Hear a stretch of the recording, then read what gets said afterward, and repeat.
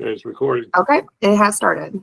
Beautiful. All right. Welcome everybody to our special meeting of the Planning and Zoning Board, Meter MD at 6:30. I'd like to start with the Pledge of Allegiance.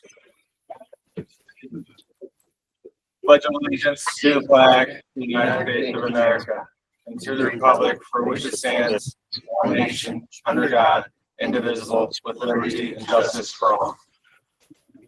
All right. We'll start with introductions of board members. Any person, Commissioner? Jeff DeRosa, alternate. Mike Kozlowski, acting chair. Diane Ryan, Commissioner. Doug Kennedy, alternate. Sproul Graydon, Commissioner. That's back now. I need to. Bob Legler, Commissioner. Dave McCollum, land use coordinator. Amanda Martinez, recording secretary. Chuck Anders, attorney for the commission. We also have Laura from the health department Laura Basile, Director, Health Bethel. and consulting engineers. Todd Ritchie with SLR. Chris Pulaski with Civil One. And now we have First Selectman Carter here. All right. There we go. Just want to remind everybody tonight, we're going to be starting with the work session for 9 Putnam Park Road, and then we'll move on to the transit oriented district. It is a presentation and there's no public comment tonight. So with that, we will get into Tim Draper, 830G, affordable housing, 6 units, 9 Putnam Park Road. And we are recusing Ms. Cavagna and Doug Hume. I'll leave it to David for any staff comments to start here. The only staff comment that I would have before I defer over to town experts, you're at the discussion phase for this application. The public hearing closed at the commission's last regular meeting this past week on that would have been 23rd, the 14th. 14th, so 23rd is today. Right. I'm gonna stop talking. With consideration to the timeline that this commission is working with, hopefully you'll be able to give staff some direction as to what resolution you would want them to have drafted for your review at your next regular meeting on the 28th. The one comment that I would have for the commission to consider is you are still looking for a fire apparatus plan. There's a report in the Google Drive, and there has been dated October 22nd, 2024. You may want to consider that as part of your discussion, that the applicant provide that regardless of whatever decision you choose. You do have your experts as they introduce themselves to the record. You may want to consult with them for any considerations that they would recommend as part of whatever decision process you choose. If you want to discuss amongst yourselves before you go to them, it's really at your discretion. If you want to go to them first. Great. I'm just gonna hand the floor over to Attorney Andrews here. I know you've had conversations with Attorney Marcus, so I'll let you take it. Thank you, Mr. Chair. Chuck Anders for the record. Let me just give you a little background of where this has been and where we're going on this. Again, as the commission knows, this is an affordable housing application governed by Section 830G, so that any denial or conditional approval would have to be based on substantial public interest in health and safety. Those interests would have to outweigh the need for affordable housing, and they could not be addressed by reasonable conditions. We're in the modification stage of that process. 830G says that if a commission denies the application, which you did the initial application, then the applicant can resubmit a proposal that addresses the concerns. And that's sort of where we are now, the resubmission stage. The applicant labeled it an alternative plan, but that's where you are. And the applicant had granted an extension of time so that until the end of the month, and we closed the public hearing at the last meeting. And as Dave explained, the idea is we discuss tonight and hopefully get a direction for a resolution at your next meeting. So just to review where we were on the first application, that was, well, just what we're talking about. We're talking about the site. It's a 1.2 acre site, had a 2-bedroom house on it. And the initial proposal had 2 buildings with 6 units. And it had 2 septic layouts with primary and reserve areas for each of the buildings behind the proposed buildings. And you may remember there was this depressed area between the 2 septic systems, and their own expert had said it contained wetland soils, although admittedly a very small amount. And then there was a septic area was located on the eastern downslope part of the site, where the site was, I think, closer to the groundwater and closer to the wetlands. And you denied that application for 2 reasons. The 2 main reasons. One, you're filling wetlands. Admittedly, it's a small amount, but your soil scientist said it was wetlands, and you don't have permission from the wetlands. And then they raised the issue of whether there's some offsite wetlands and whether you were doing activities within 100 feet of the offsite wetlands or intermittent water course, for which they would need a regulated activity permit. So that was one reason. And the second reason was the applicant had not demonstrated that there would be suitable soils to disperse the effluent without breakout or affecting groundwater. So there was a real serious concern about the septic capability of the soils, and that was based on comments from our health director, Laura Vasile, as well as professional engineers, including Chris Pawlowski from Civil One. And frankly, when you just the major, I think it's pretty obvious it's come out, the major development issue, the development constraint of this whole site is really and there's no sewers in the area, is the septic.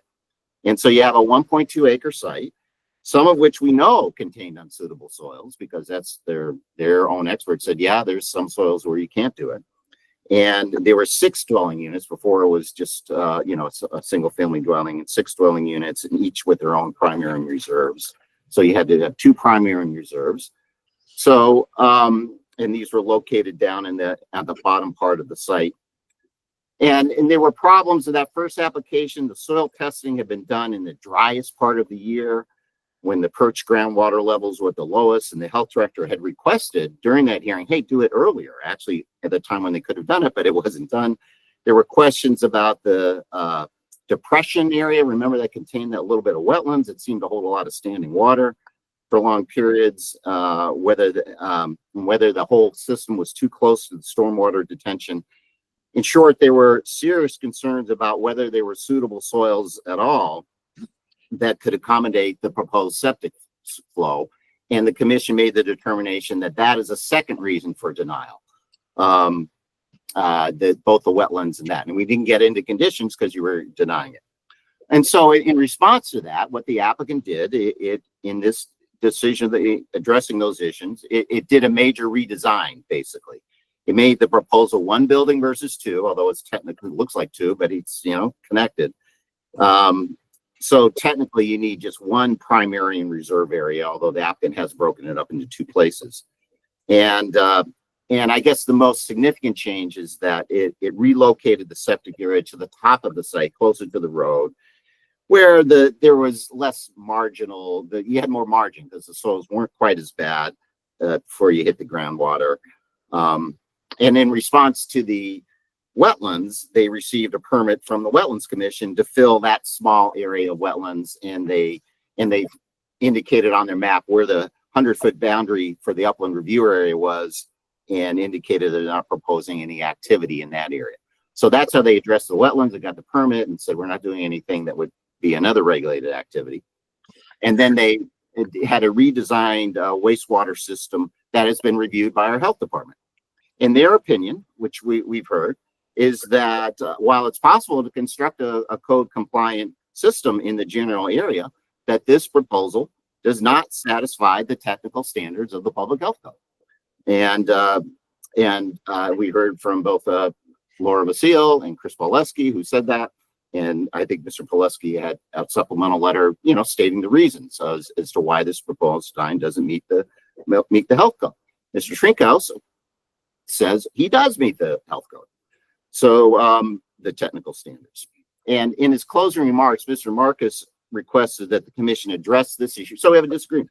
We address the issue by imposing a condition requiring the applicant to obtain the approval from the director of health, which he has to do anyway for any site development. You can't just build something that's required.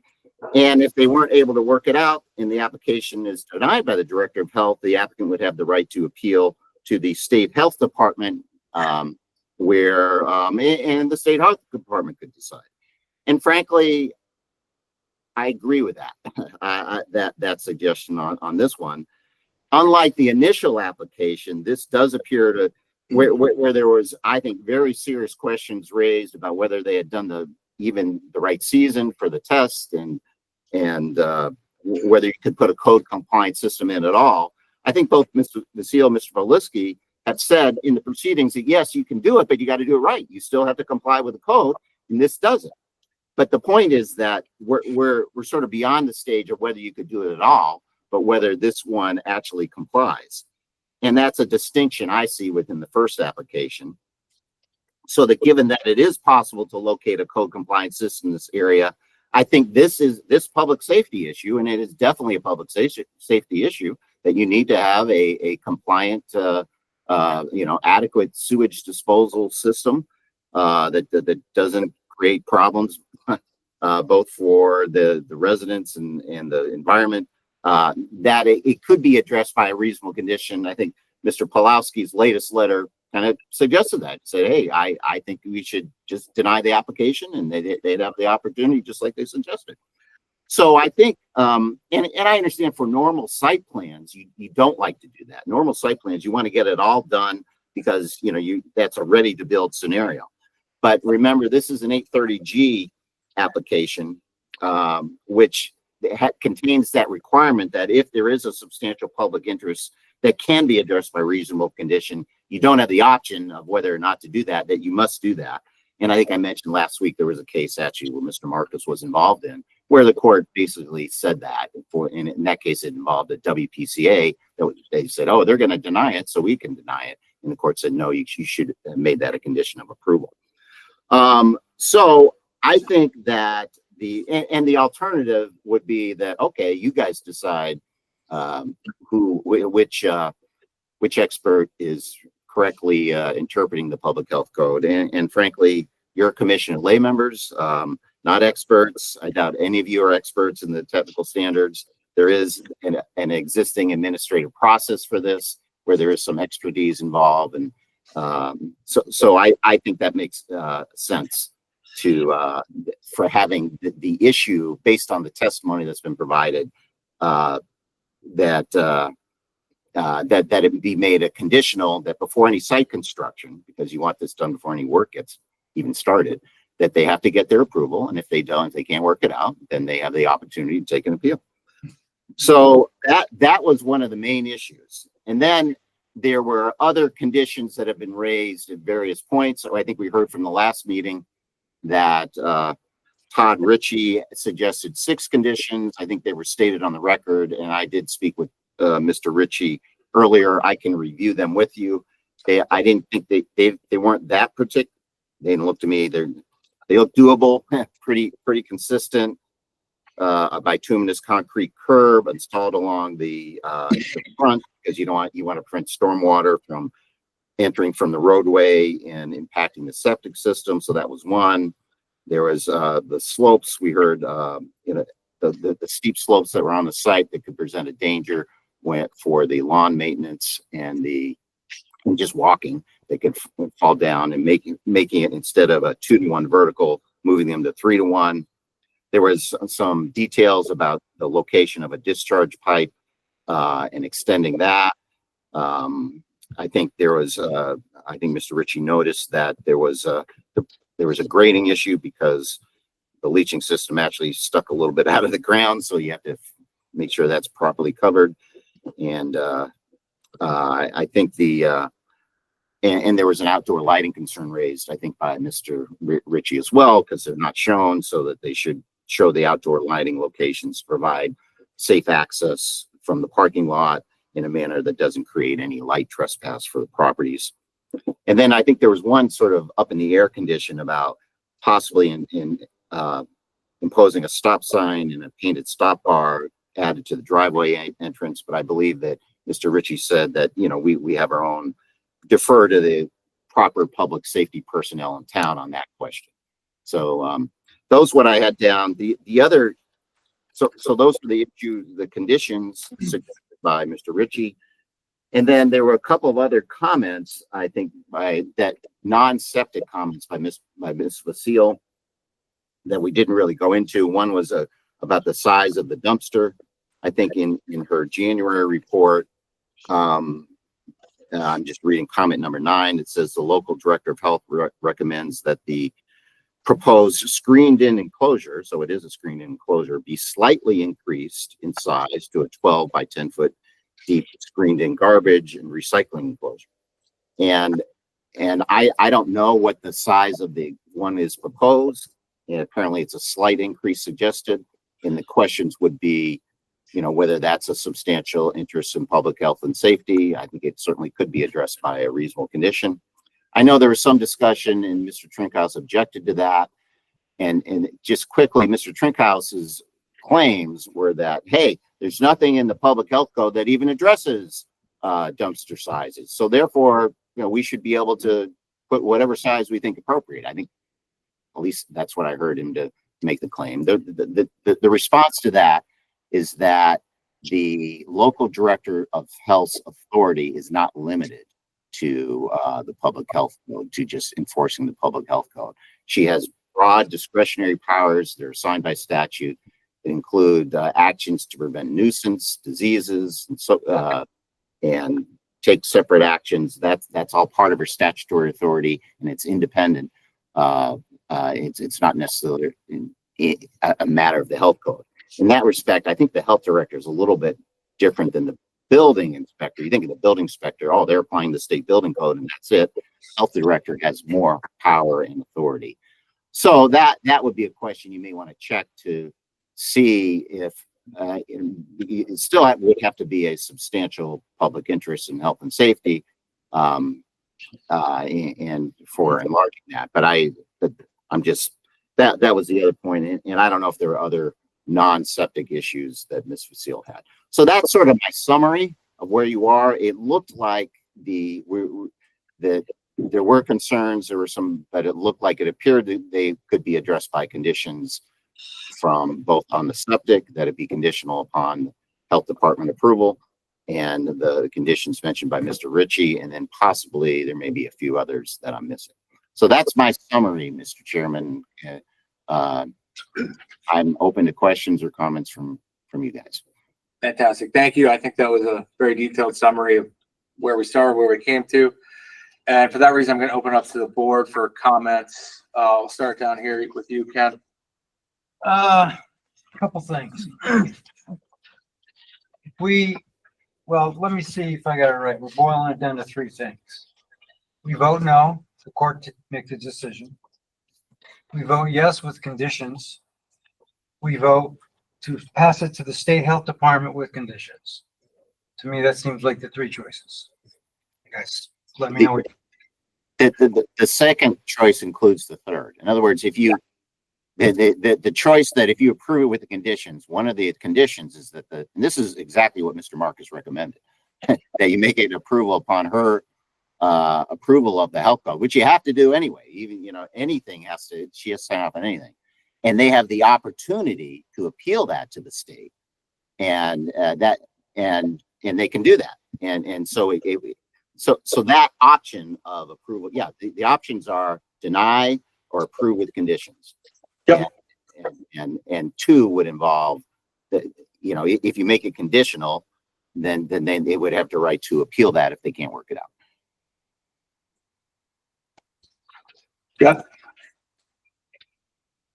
The condition of the septic approval, they still have an opportunity to work it out with Ms. Vasile, or do they go straight to the state? No, they have the opportunity, because they still have to make a form. It'd be conditioned upon her approval of it, and they can come in and talk further and see if they can work it out. And if they can't, then she would presumably deny it. She finds it doesn't comply with the code, and they have the right to appeal, and it would end up at the state making, you know, termination who's correct. Mr. Kozlowski, may I interject with a point of clarification? Just so we have on the record, which commissioners are seated for this Oh, I discussion. apologize. So we'll have to see, Jeff DeRosa for Kitty Grant Okay, and, everyone else is a commissioner, so. okay. I just want to make sure we have that. I thank you. I appreciate that. You're welcome. All right, Diane, You're gonna say Kitty. I was about to, but I didn't. Caught myself. I had asked during a lot of these whether you could sit down together and work this out. So I don't have I just don't know whether it's gonna happen. If we were to say, you know, we want on them working it out with the health department and the engineers as well. And because I think they're also key in this with this, everything. There were a couple things I looked at the plans, the large plans, because it's hard to see the tiny ones. And there were a couple of things I had noticed, and that's how that the meeting of the 10th, I guess, of December, whatever the last meeting was, I had mentioned about the fire apparatus not being dealt with. And Kitty gave Neil a letter that was from the 22nd. So that wasn't addressed. And I didn't mention that last time because I totally forgot about that. So that whole turnaround area in the back and looking at the plans, I think that's kind of a key issue that may affect a lot of the other things. The dumpster, it looks like, is near the neighbor. So I think that's kind of a key thing as well. And I think one of the engineers mentioned that the lighting plan and the landscape plan hadn't been done. But I did see some landscape things on there, and they, when we had done the walkthrough a long time ago, the very first plan, the applicant had mentioned about Bradford pears, and I had suggested not doing that. They've been made invasive now in Connecticut. So they're not recommending, they're not going to be, they're still going to be available for 3 years evidently, but so I think that something else should be used instead of that. And then the agreement with the neighbor on the existing landscape that's there. I think we need to have something written in there about that. So those are my comments. Before we get to you, David, the fire marshal, town fire marshal, look at the drawings. Do you know if that's in our records? That's what their letter is in response to. They Okay. looked at the plans, they realized that there wasn't a fire apparatus Okay. plan included, and that's what they indicate in their comments dated October 22nd, 2024. Thank you. You're welcome. Well, not to be redundant, but so I'm gonna just say I share all of Diane's concerns, but specifically, I didn't get the feeling at the last meeting that there was gonna be an attempt to work any of this out. Now, I don't know the procedure here. Is this something that we can ask the applicant if there's going to be an effort, or is this strictly because it's a special meeting, us talking? I think it's a discussion of the board here, so just town consultant and the board. I'm not sure I understand what you're asking. I was asking if we can ask the applicant whether they're going to be participating in resolving these issues, or whether they're just gonna say, you know what, we're gonna take our chances at the state level. Well, so that's what the conditions that Chuck was essentially, that's part of the language that Chuck was discussing in, when he summarized where we are to this point. If the bottom line is that the health department has to issue a permit for a sub-sewage septage, for that to I be included on the understand property, that, but I could just say there was I had a further discussion with Mr. Marcus about that possibility. I think of further meetings, and the way we left it is that his request to you is I basically thought his request was fine, that you make it conditional upon that, and they would have the opportunity for further meetings before they got that, and if they didn't do it, then they would appeal to the state. But they didn't have the meeting this week. That was, but we did have some discussions about that. So I mean, it's still open under that conditional approval option. But it gets you out of your hands, by the way. It's not before the commission anymore. I agree with your concerns that there's no guarantee, what you're worried about, that they'll work together. But I think that is part of the conditional approval, and I think it's the applicant to do that and work with the health department before going to, frankly, their Trump last resort is to go to the state. And then they could obviously do that as they wish if the results don't come of that. But, Mr. Legnard. Okay, Chuck, can we be able to approve this with the condition relating to Laura's approving the septic system and also the conditions for Todd Ritchie and Right. The suggestion would be a conditional approval with that Laura has to approve the septic system. The 5 or 6 conditions that Todd Ritchie, and then there's the other 2 have been the fire apparatus, I believe has been mentioned. right. And that would be an additional something, and then possibly maybe tweaking some landscaping, and from what I heard one comment, but that's in general what that's what I'm talking about. So then Or- technically they would have an approval, but they would have to meet certain conditions to Correct. act on the approval. Correct. Yeah. And it's not unusual to have conditional approvals. Those are fairly standard. Thank you. Well, I think we need to stick with our experts and get the approval that our experts recommend to us. Yep. Yeah. And one of your experts, Mr. Poleski, actually recommended that Laura deny the application, it as presented. So that's what but the conditional approval allows that. I mean, that's what it is. In other words, to make a good faith determination, I'm just going to go with our experts. You can't just go with the home team because they're a home team. You would have to actually review the technical expert and say, okay, he says this and he says that, and the health code says this. Who do I think's right? I mean, that is the process you would have to do. And I think I agree for you guys and for me, a lay commission is not the best body to do that.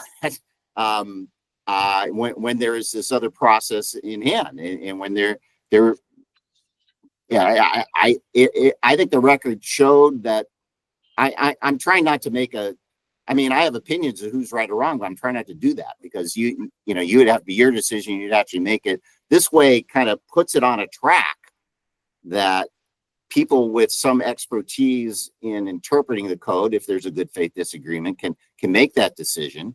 And again, the state people do it statewide, so it's not saying, it's just we do it this way in our town. So there are some benefits of having the agency that reviews these all over the state make the final call, and then if either side doesn't like that, they can appeal that to Superior Court. But that's hopefully it doesn't get that far, and hopefully it works out. I mean, there's Mr. Poleski gave some more detailed comments this time.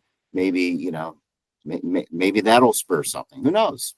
But it's a way of resolving the issue, and this commission has certainly made recommendations. You ought to talk and I think I've seen it from your health director and staff. They've been willing to meet, and we were close to meeting this week, but we decided, okay, let's just do it this way. So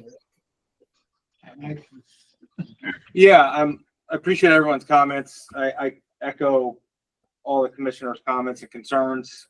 That being said, I also agree with Attorney Andrews trying to be impartial here, and even though it is typical that we do typically have conditions of almost all of our approvals, I don't think any of these are, this is pretty atypical.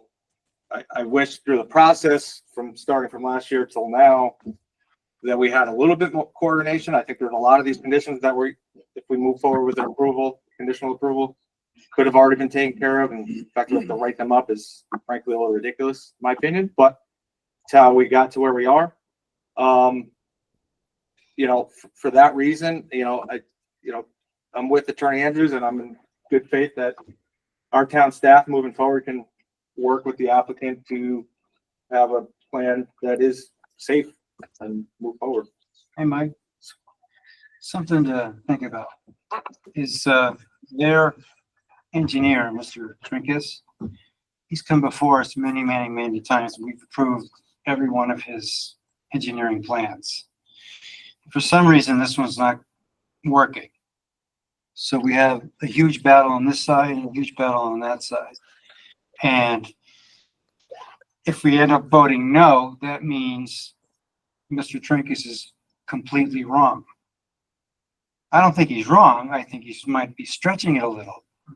And I agree with you. A lot of conditions might need to be done here. But it's like David and Goliath. And we're on our 10th meeting. No.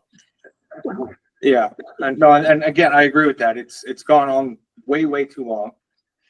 And for that reason, you know, if the applicant and kudos to them have come back with a modification that did address a lot of our concerns from the original plan. And speaking just generically, I think, you know, I'd be in favor of an approval with many conditions. So do you want to poll the commission? I want to be sensitive of the other item that's on the agenda. Does commission, do you want to poll the Sure, commission? I'll do a one-by-one roll call poll. Yeah, the conditions listed by the engineering firm and those that have been brought up, I'm okay with. Jeff, I feel the same. I am as well. Diane? I'm okay. I'm just not sure it'll happen, but Scroll. I'm all right with the conditional approval, provided we have all the conditions that have been listed and in writing. Agreed. We have next meeting too, to kind of, you know, still next meeting. Is that, Mr. Legnard? I agree with Sproul. We get in writing exactly what all the conditions are and who has to meet those. Be agreeable to meet those conditions. I would be in favor of approval with conditions. Great. I think we have our consensus there. And just to clarify, you also want you would also want to consider conditions from the health department and their experts, correct? Health, Yes. yep. So Okay, I just want to make sure that was. yes. and can we hear from the, I guess they can't submit No. anything more. Nope. No, On the the file. public hearing No is public closed. hearing. Okay, Yeah, right. The applicant can't submit anything more. You can ask, you know, public hearing can comment. I had one question for Ms. Vasile, again, not about septic, but about the dumpster, because I'm just looking at this. What you said in your comment, I'm reading from your letter of, this was January 14th. It said it's condition not point number 9. It's on the, number 9. The local director of health recommends that the proposed screened-in enclosure be slightly increased in size to a 12 by 10 foot deep screened-in garbage and recycling enclosure. And I guess my question is, it's slightly increased, so it suggests the one that's existing was slightly smaller than that. Is this an issue of, because under 830G, even a condition has to be based on substantial interests in public health and safety? So is that is that something, I guess the question is, that in your opinion is a substantial public and safety issue, the difference between what's proposed and what you have done on the dumpster size? I think so, Attorney Andres. I think it's a health and safety issue. There's an 8 by 10 proposed. This is 12 by 10. That's why it says slight. One garbage container and a couple recycling containers are 8 plus 2 plus 2 is 10. And then a foot on each side for moving around is where the 12-foot width gets by. There is waterways in that area. Norway rats are known to live in waterway areas, and there's a high risk for increasing the rodent population in that territory, which could cause nuisance conditions, spread disease. So I think it is a health and safety concern that the neighbors deserve the right for supportive garbage control. Great. Okay. Thank you, Ms. Vasile. Okay. We can include that as condition. Okay, Laura, I just have a question on that one on the screen. And, does there need to be any screening, with the neighbor? Because it's close to the neighbor's property. That would be planning and zoning, but what your town did that I adopted and supported as a health director when I came was, a lot of places have screening around the garbage so that things can't blow away and it contains it. That's why it's called a screened enclosure. And that contains any garbage and recycling, and the concrete makes it harder for rats to live under it. So that's what we're talking about. Anything else, what we're finding is that when people do those simple practices as a best management practice, they are seeming to keep it better maintained. And if you keep it better maintained, odors and spillage don't seem to arise as much. But I don't do anything about side fencing. That was just the screened-in enclosure for garbage and recycling to prevent rats and nuisances. thank you. Okay, David, I think, we have a consensus here. Okay. For the staff. Okay. Um, Staff will have a draft resolution of approval available for the commission at their next hearing on the 28th. thank you very much. Thank you, David. Okay. Thank you. Thank you. We are now going to, we can invite Doug and Beth back. Doug's gonna step back there. All right, we're gonna move on to the transit-oriented development and mobility study, a review and discussion by the commission, but we are going to start with a presentation from Eric Swenson, and I'd love for you to come up and introduce yourself. Name, please. He's just gonna get set up here, so Oh, just please. bear with us while we do a brief technical transition. I'm gonna grab some water. Oh, sorry. No, it's all good. Pretty cold out, everyone. You got no hair. Sorry. I went to go to the study, and then David said he went down, and I'm like, but he didn't leave it.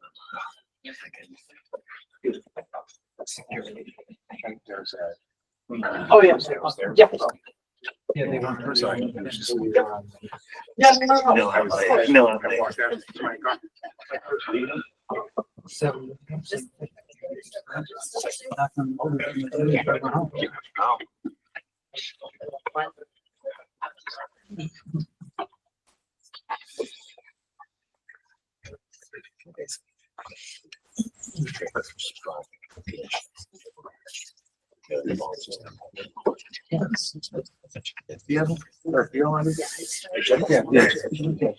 I got an extra copy. I'm trying to do it. You ready? Nothing to talk. Together. Great. 6:30. It says it right there at the top of the agenda.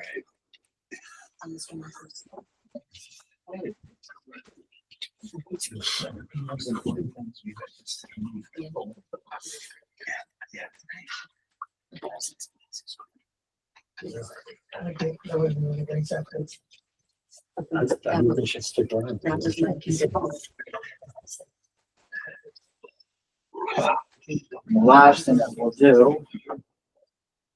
The board. Full screen. And.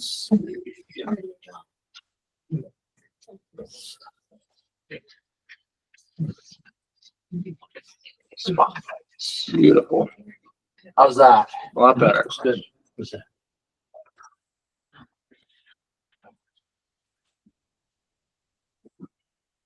We try. Okay.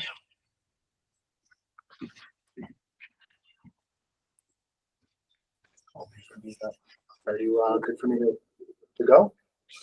Yeah, please again. And if you introduce yourself while it's out there, I apologize, but. Yeah. No. I'll get started. And anyone in the room, this is a pretty graphics heavy. I have a lot of graphics. So if you want to move up, if your eyes are as bad as mine are, but otherwise, just a heads up. So I'm Eric Swenson. I'm the Public Works Director here in Bethel. I'm also a resident. So I can go through this probably less than 40 minutes if I go fast, so I'll try to speak quickly. Got it. Thank you for having me, first of all. My purpose in being here tonight is I've noticed over time the TOD boundary and some of the applications under consideration. There seems to be some disconnect between the goals and purposes of TOD and some confusion around it. So, I've noticed people talking at each other rather than to each other. And so I wonder if it might be a good time to kind of cover what TOD is and the basics. So I thought it'd be a good opportunity to talk about what TOD is and isn't. Great. So, without further ado, this is what I'm going to be discussing tonight. So what is I'll do a little background. What is the purpose of TOD? What are the 6 components of TOD? How should a TOD boundary be determined? What are the basic principles of transit service? And how does TOD relate to development density and building mass? So parts 1 and 2 are really the bulk of the presentation. Part 1, the walking radius, reviews the boundary line of the TOD here in Bethel. And part 2 talks about the relevance of the quality of transit service to the TOD. Then I'll discuss some other components of TOD and how those can completely independently achieve some of the aims of TOD and hopefully give some practical suggestions for moving forward. So just to introduce myself so everyone knows where I'm coming from and why I decided to put this together. I have over 2 decades experience as a consultant. Before I came here, I was a consultant working on transportation planning and traffic engineering projects. I was based in New York City. I have a professional engineer license in 4 states. I have PTOE and PTP certifications from the Transportation Professional Certification Board. And my project experience includes working on master plans, traffic impact studies, of course, TOD projects, parking management plans, bus traffic transit projects, and others. So in the course of that, I've worked with urban designers, city planners, landscape architects, and of course, all different types of engineers. I'm currently the chair of the Transit Planning Committee for the Institute of Transportation Engineers, which is something I do as volunteer work.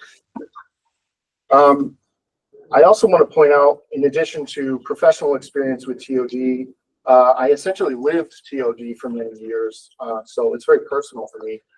This is a picture of where I lived in Port Washington, New York. That's Main Street right there, and you can see the train station in the background. I commuted to New York City for over 14 years. So a lot of this I also want to base off my personal experience as well. Because when you live downtown, TOD personally affects you and your family. So if I haven't said, I've been here as Public Works Director for about 4 years now. And I think you guys know, but it's worth reiterating, we are currently working in my department on 3 downtown sidewalk projects. And of course, you guys know about the downtown mobility study as well. So we're independently trying to improve walkability downtown, just as a way of background. So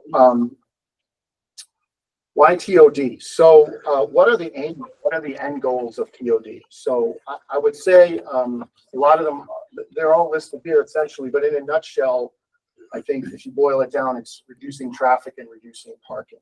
So there really is no one standard definition of TOD, but there are organizations out there such as the Institute for Transportation and Development Policy and the Transit Oriented Development Institute that have identified the end goal of TOD and laid out the key components.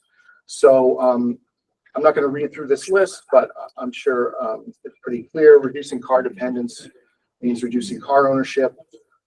It's sometimes stated as reducing dependence on personal motor vehicles. So a lot of what this boils down to is increasing transit ridership, which facilitates increased density. So there's more people and more economic activity. So the fundamental components of TOD are based on these end goals. So if these are the end goals, those translate into these fundamental components of achieving those end goals. So I'll go through this in a little bit more detail. High quality transit service is really the cornerstone, defined as frequent and rapid transit, reliable, high capacity rapid transit, In terms of IDDP, they say it should be, quote, near excellent transit service. I'm going to be talking more about that in detail in part 2 of the presentation. Transit adjacent is about a compact footprint that's walkable and accessible to the station. I cover that in part 1. And I want to say here, a lot of the rest of this is about, the rest of this list is about making transit, making TOD transit oriented, not merely transit adjacent. It's one thing to just build a development near transit, but the reason there's 4 other items in this list is because the idea is to be transit oriented. So hopefully that that difference will become clear as I go through this. Density, you already know, that's more buildings closer together. Density goes hand in hand with mixed use. I think a lot of people know what that is, but in case you don't, it's essentially just a mix of land uses. Any land use, residential, retail, commercial, office. The idea behind mixed use is essentially that you're able to go from one land use to another without a car. So there's certain combinations that are more common than others, especially residential and employment in the case of TOD. And so one of the things that you'll find is that TOD isn't successful if a development overemphasizes one land use over another. If for example, too much residential or just only residential, for example. And then the last 3 items there are really design elements of the public realm. The street grid and the elements of the streetscape, compact, walkable, pedestrian oriented. I'll get a little bit into that as practical suggestions, but the punchline is really that TOD is successful when you have all these elements. It needs all these elements.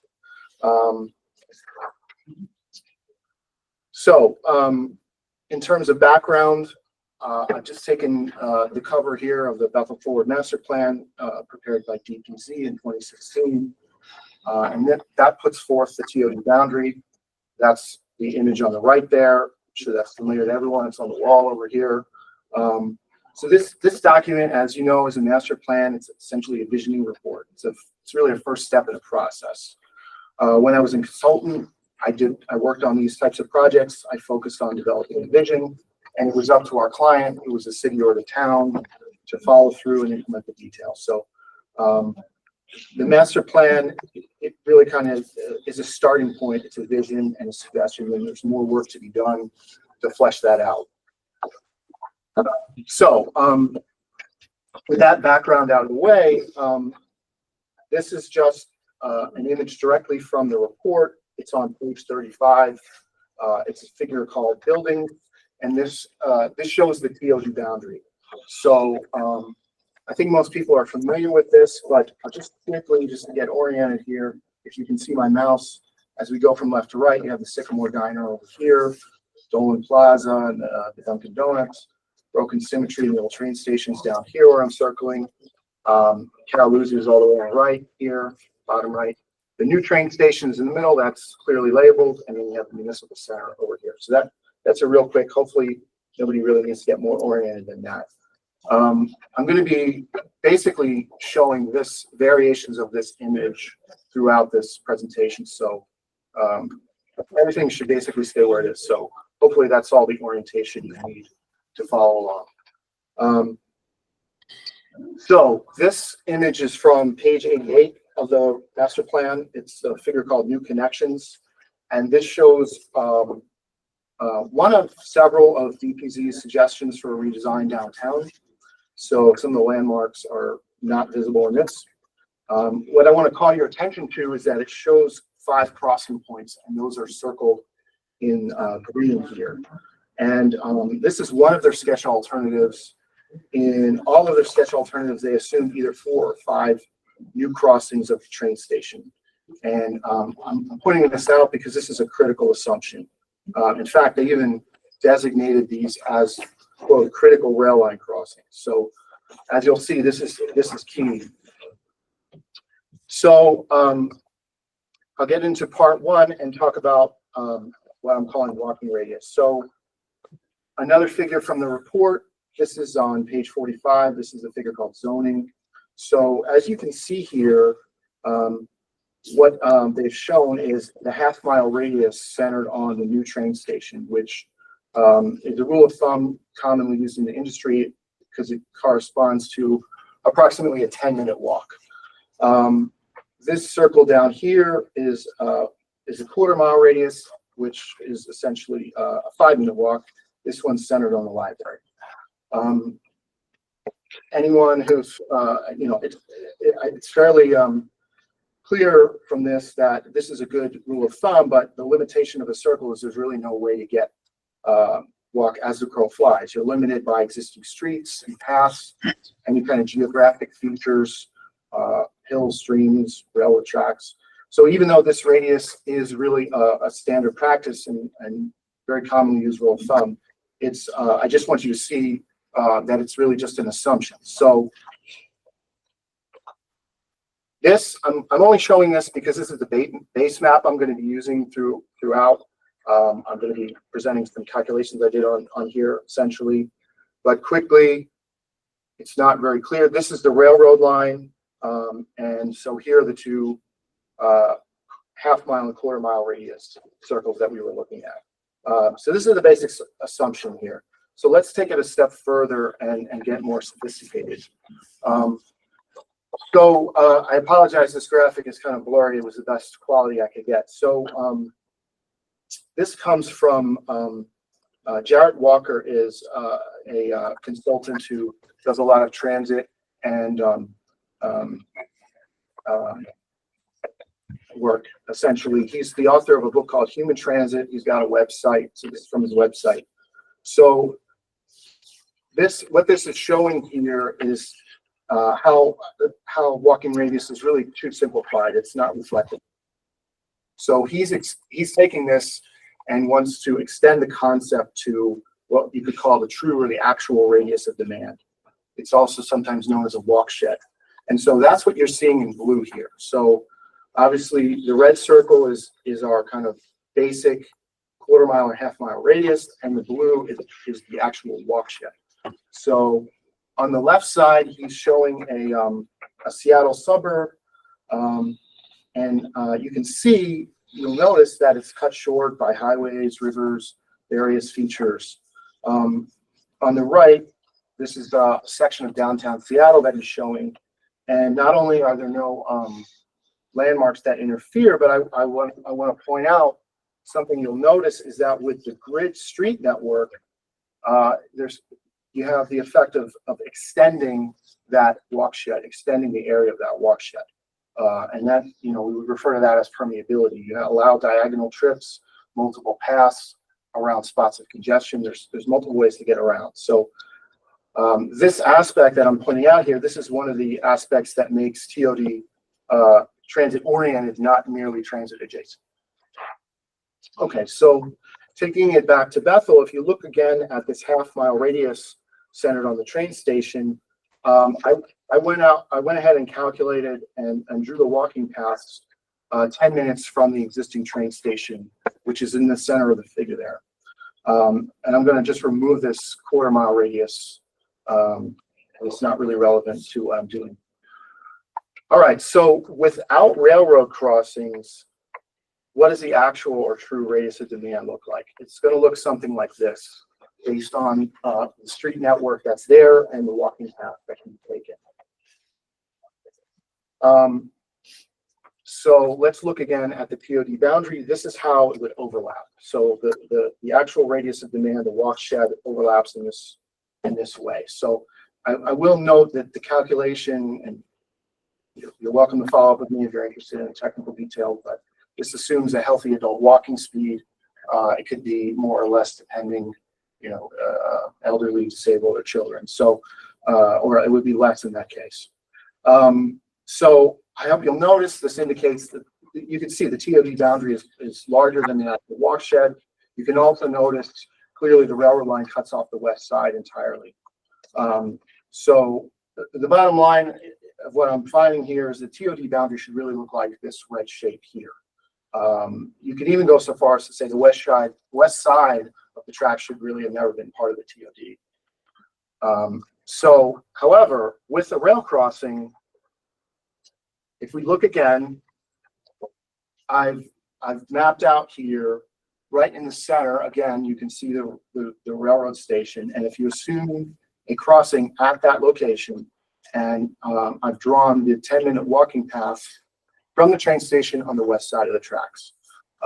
So again, this is assuming one crossing. So this is the outline of what your walk shed or your true radius of demand would look like. So with the railroad crossing, we can essentially double the size of the TOD based on the walk shed. So as far as the crossing is concerned, we internally, town officials, we've had discussions with CONDOT, with Metro North representatives and state officials.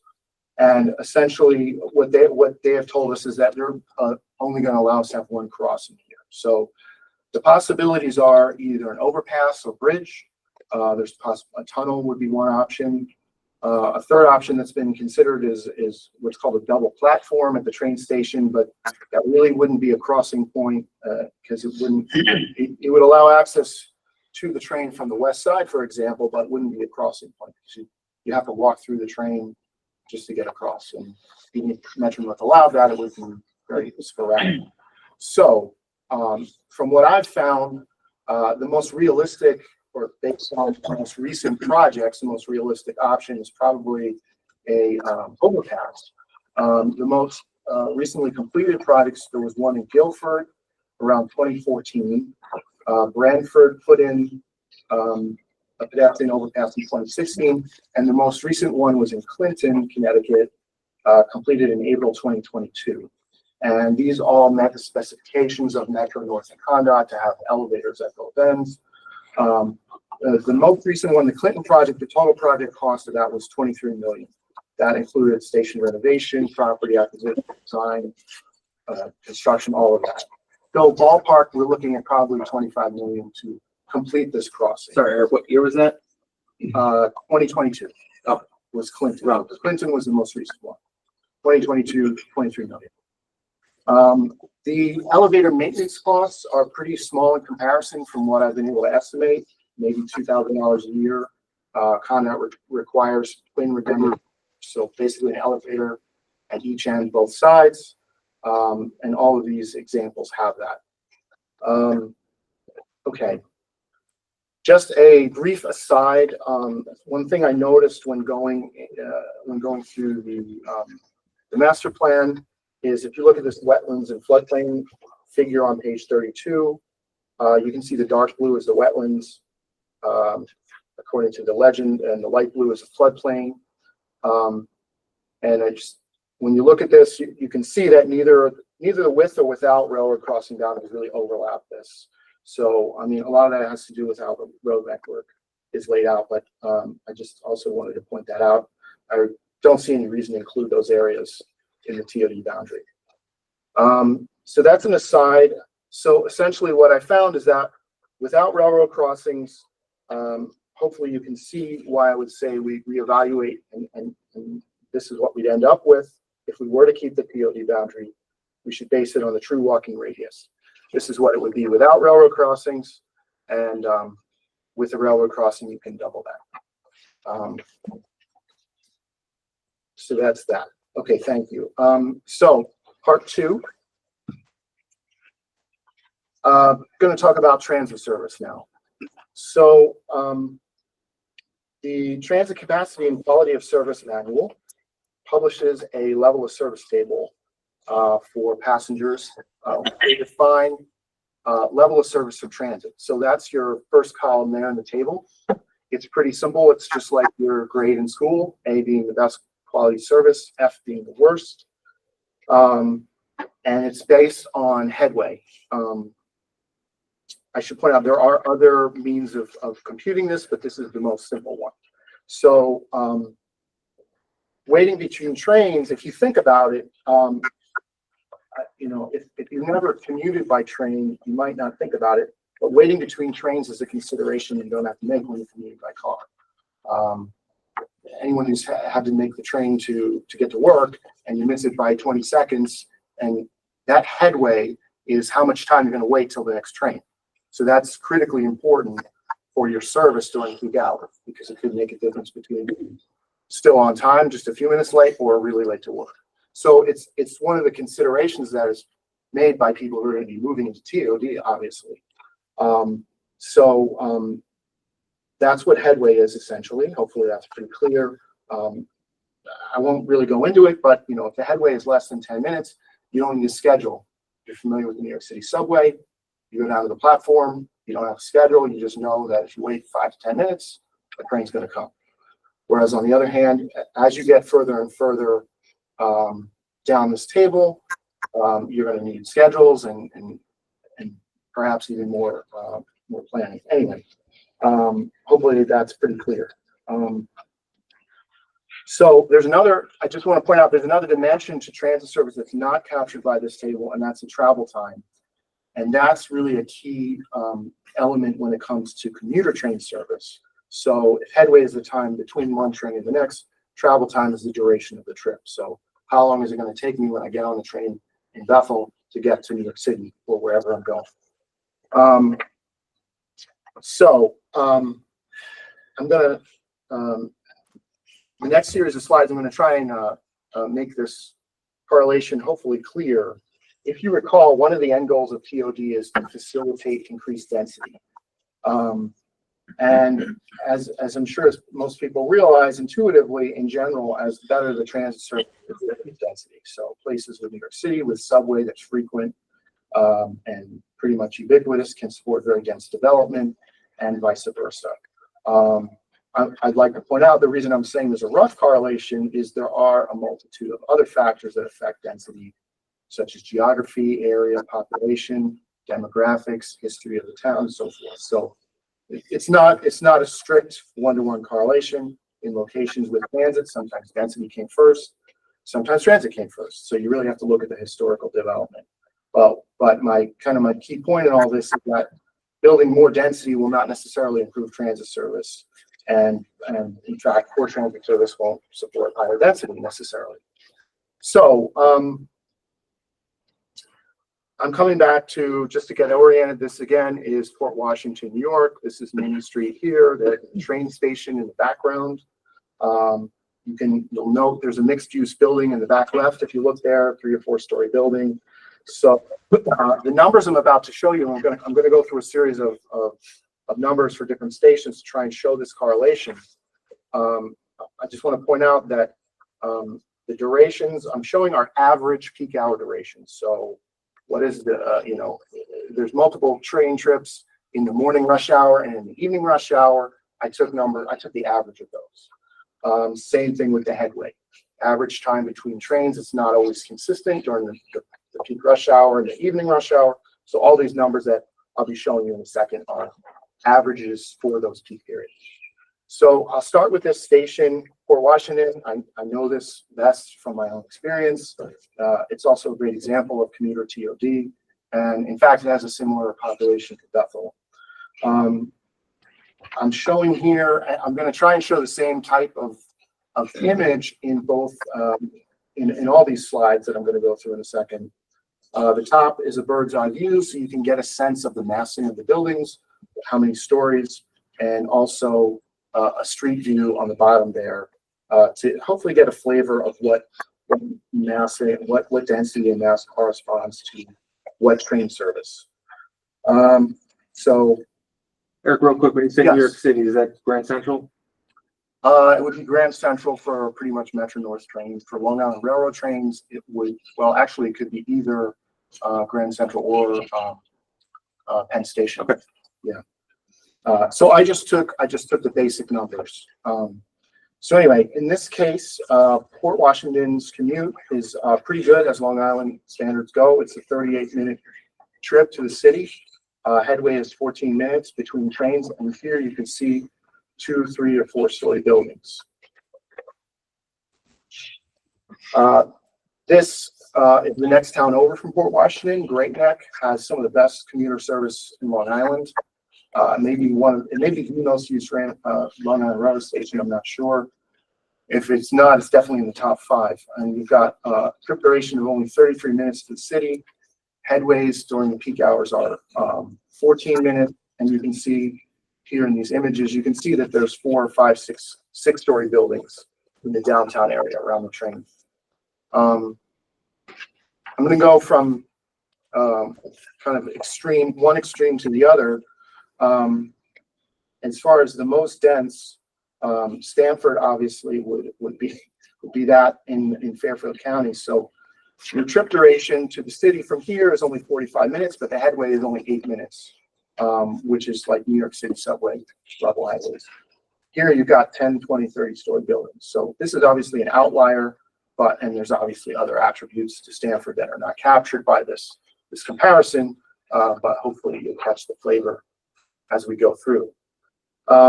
Okay, next is South Norwalk, also a city. Trip duration is 51 minutes to New York City, and headways are 18 minutes, and you're looking at 5 to 10-story buildings in this area. Darien, Connecticut is a little bit over an hour trip to the city.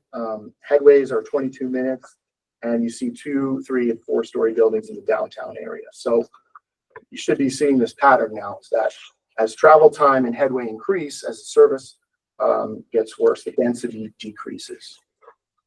Brewster, I know this is a common one for Bethelites to use sometimes. You got an hour and 25-minute trip to the city, but headways are pretty good, only 14 minutes. You can see 2, 3, and 4-story buildings here downtown. Patchogue, New York. If you're not familiar with this town, I encourage you to look it up a little, if you have some time.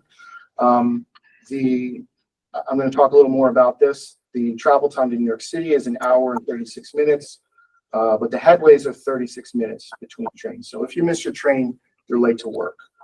If we go back to our level of service table, that would correspond to level of service E. But even here, you still see 2, 3-story buildings. So, and the other thing I want to point out here is in all these examples so far, you should have noticed there's a main street here with mixed use, pretty much all these examples. Also with Patchogue, it's not so much a place where people choose to live there based on the commute to New York City, especially as they would to the extent of places like Great Neck, which is a lot of people move there just for the commute. But in this sense, I think Patchogue is similar to Bethel. So that brings us to Bethel. We've got a 2-hour travel time to New York City during the peak hours, and a 36-minute headway, which is also a level of service E.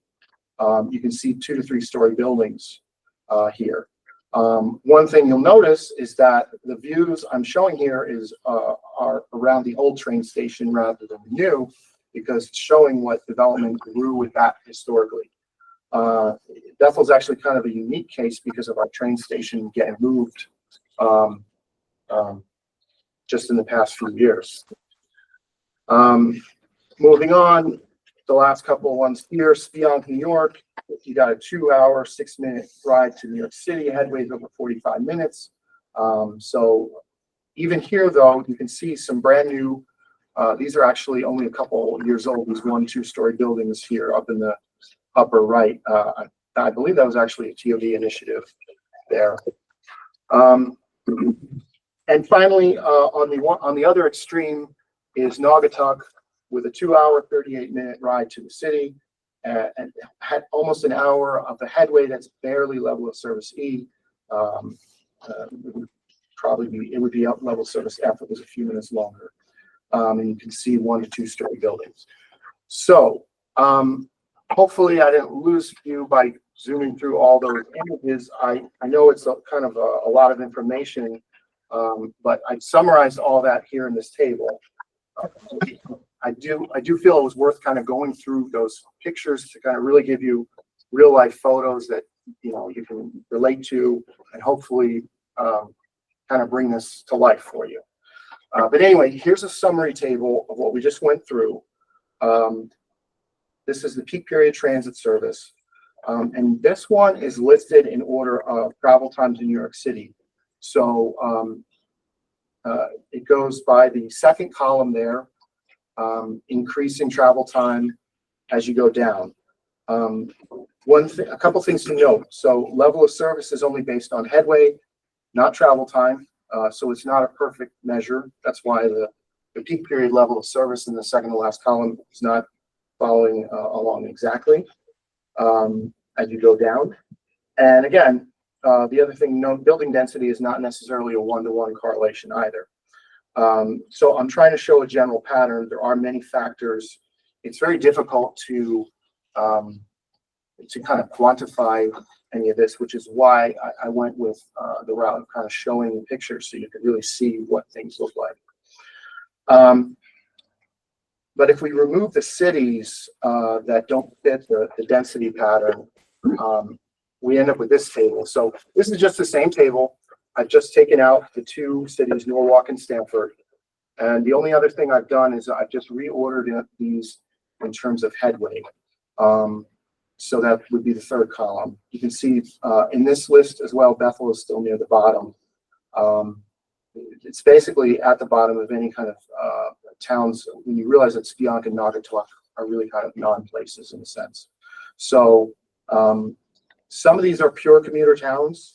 Some of these are independently urban with a commuter aspect. Those are generally outliers in the density column. But you know, this isn't really to get into the weeds of all this, but hopefully it's abundantly clear what this general pattern is of as the level of service gets worse, building density goes down. So part of the story here is that poor transit level of service can't really support higher building density. So, and by the way, one station I didn't include, I was considering was Rye, New York. It's actually very similar to Port Washington in terms of travel time and headway, and both Rye and Port Washington are similar to Bethel in population size. So hopefully I haven't lost you there going through all that information. If we come back to the 6 components of TOD, so let's go back to the definition we started with. So these are the components for successful TOD. So it needs all 6 of these. It's not successful when it gets watered down by exceptions and so forth. So high quality transit service is really the cornerstone. Defined basically as frequent and rapid. IDDP says it should be quote near excellent transit service. TODI refers to a quote high quality train and support transit systems. So really the bottom line is we don't have sufficient service to justify TOD in Bethel. But just as how a train crossing will allow us to expand the boundary, improved service would allow us to have complete and functional TOD. So we're left in a situation where the missing piece of the puzzle is really the state's investment in improving the quality of transit service. Otherwise, we're really just talking about transit adjacent development. And going again to the ultimate aims of TOD, as I noted at the beginning, again, reducing car dependence means reducing car ownership. So if we're building out the TOD area without supporting transit service, we won't be reducing car ownership. And we will not be reducing traffic and parking demands, I will say, as greatly as projected. So there is still some optimism in that regard. And I'm going to get to that in a second. So essentially, to kind of just summarize the main 2 parts of this, part 1, the TOD boundary. If we were to keep the TOD boundary, it should be adjusted accordingly to a reduced area on the east side of the tracks, using a shape based on the true walking radius from the station. And only once a crossing, some kind of crossing is completed, should be extended to the west of the tracks.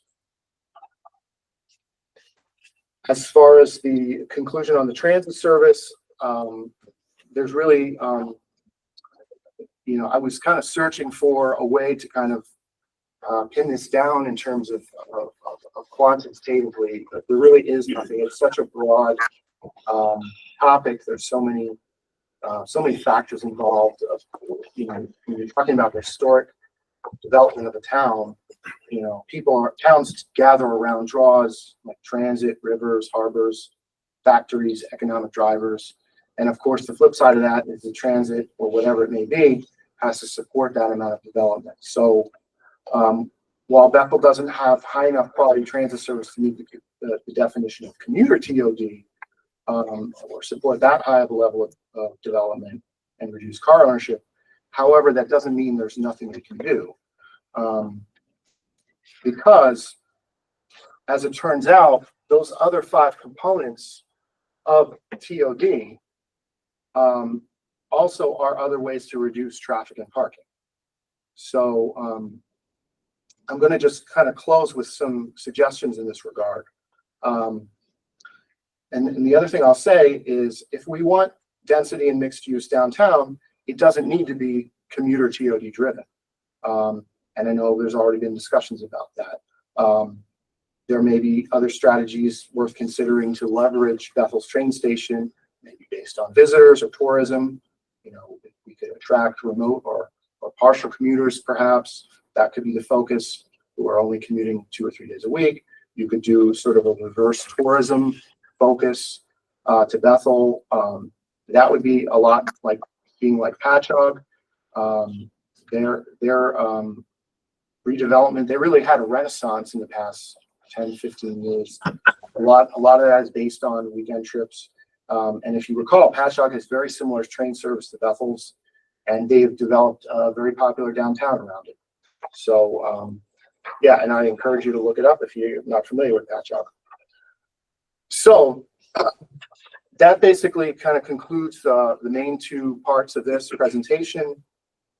But I wanted to kind of throw out some practical suggestions, really just for information and discussion. So if somehow overnight we had level of service A and the states moved in, we could reduce car ownership, traffic, and parking using TOD.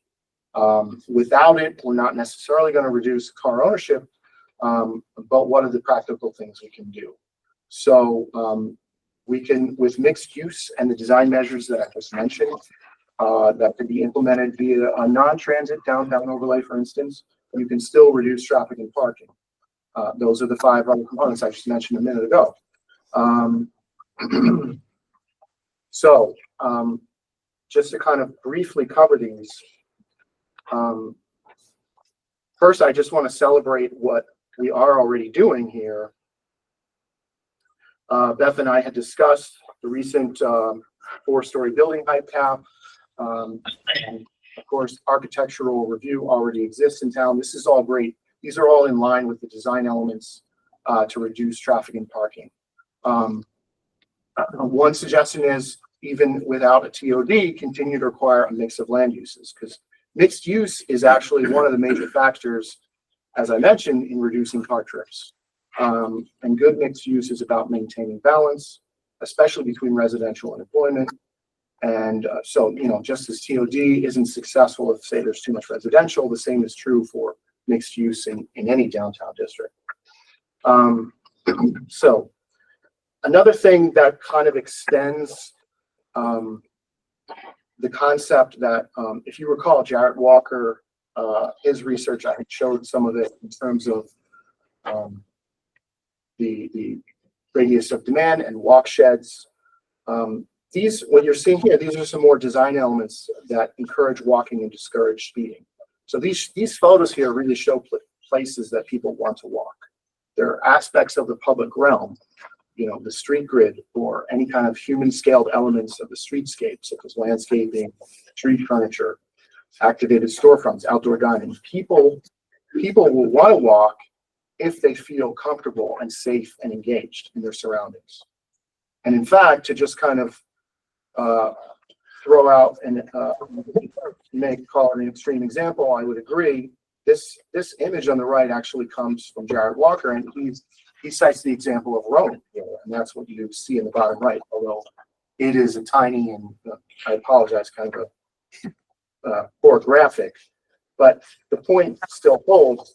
People are willing to walk much farther in cities like Rome because there are more interesting things to interact with, instead of just the side of the road, for instance. So, you know, I'm not advocating putting marble statues in Bethel, but the point, hopefully the point is clear. The other example that's actually given a lot in the industry is Disney World, believe it or not. You know, most people realize normally people don't want to walk more than 50 feet to get from their car to the store. but for some reason they'll walk across miles of a parking lot to get to something interesting, like Main Street USA, which also just goes to show how popular a nice Main Street is. So all of these things, all of these are design elements that could be incorporated into any kind of new development, and they would still have the effect of increasing walking, reducing traffic, reducing parking. All of those goals that TOD is basically founded upon. A couple more things. So when properly done, good urban design can extend this radius of demand by enhancing the walk appeal. So for large developments, there may be the possibility to maintain or extend this network in a grid form in order to facilitate walking and multimodal transportation. It's not just walking, it's biking as well. Grids can also have the effect of reducing speeding. Street lighting may not seem that relevant, but it's really a key to pedestrian safety and connectivity, and to extending that walk appeal into the nighttime hours. And there's also a safety benefit when that's done right. 75% of pedestrian fatalities and traffic accidents occur in low light conditions, for example. And other seemingly small things like landscaping, street furniture, even outdoor dining, all those things enhance the walk appeal. So, you know, the underlying theme is good urban design standards and design can reduce traffic and parking. Just a couple more real world examples to throw out in terms of parking.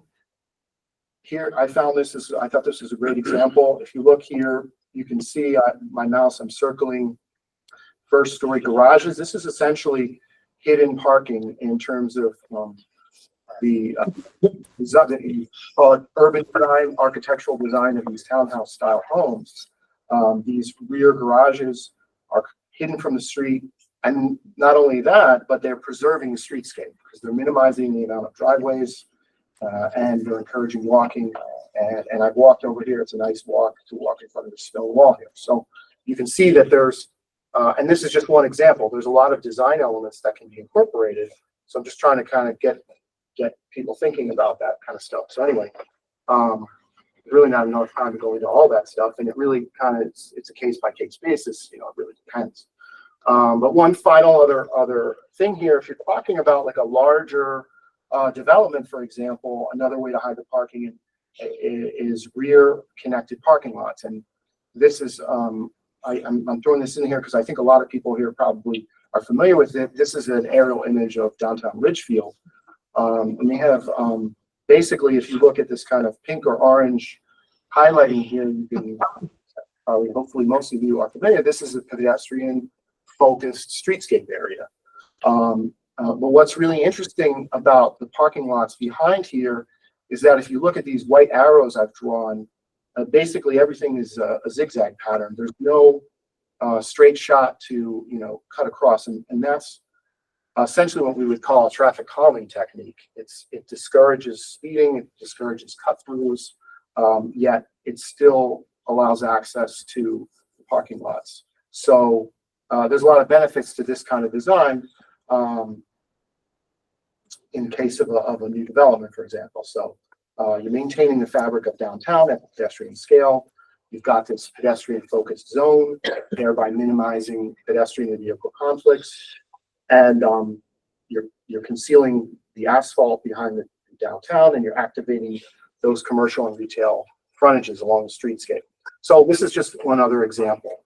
There are other things, but that's basically it. So thank you. Just in closing, I do want to thank everyone on the commission for their time tonight. Hopefully, everyone understands my purpose today in taking a second look at the TOD and my conclusions from looking into it, and also my suggestions for moving forward. So this is all, I presented this all for your consideration. This is meant to be informational. As I've explained, my only recommendations moving forward are essentially about redrawing the TOD boundary line and consideration that the TOD's goals can be met via a non-transit type of overlay. And I hope that my suggestions get you thinking about how what may seem to be unrelated in terms of regulations or design elements actually do have the potential to meet some of those goals and to they do have an effect on reducing traffic and parking demand. So just in closing, I'm a resource if you want to follow up with me in the future, and so I'm always around for follow-up. So thank you.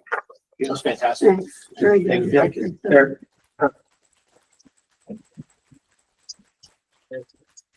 Thank you very much, Eric. That was awesome. I think it was great.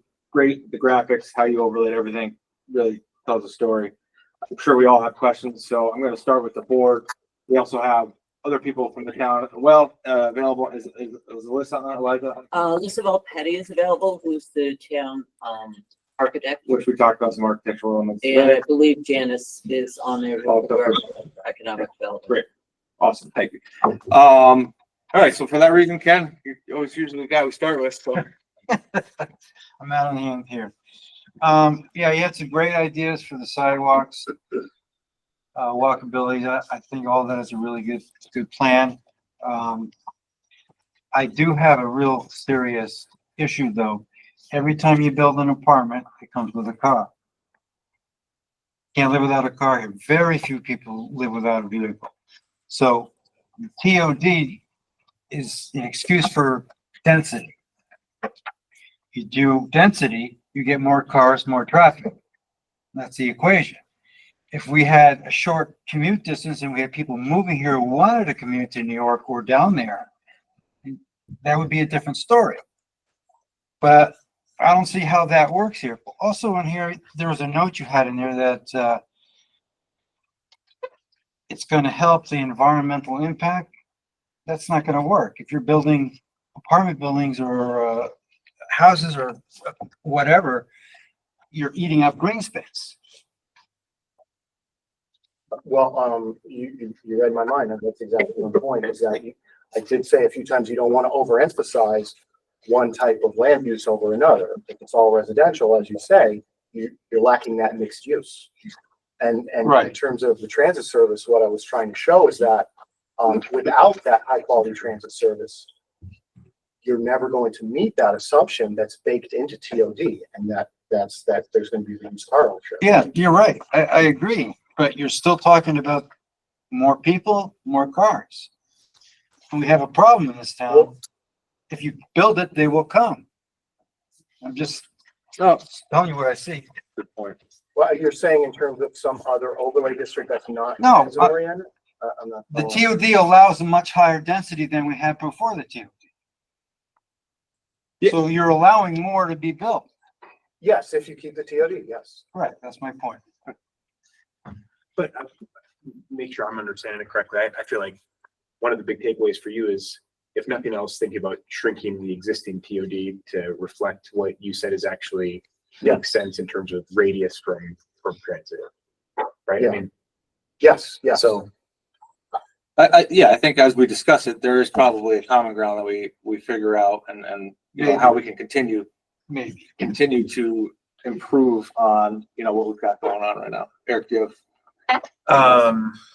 I appreciated you sneaking in that last slide of referencing Ridgefield. I feel like every time I drive through there, I think in that one stretch of town, granted the rest of it is a nightmare, but how much of the town feels like it's controlled by foot traffic in that area. Mhm. And I always think like, man, that would be a different way to get there from Bethel.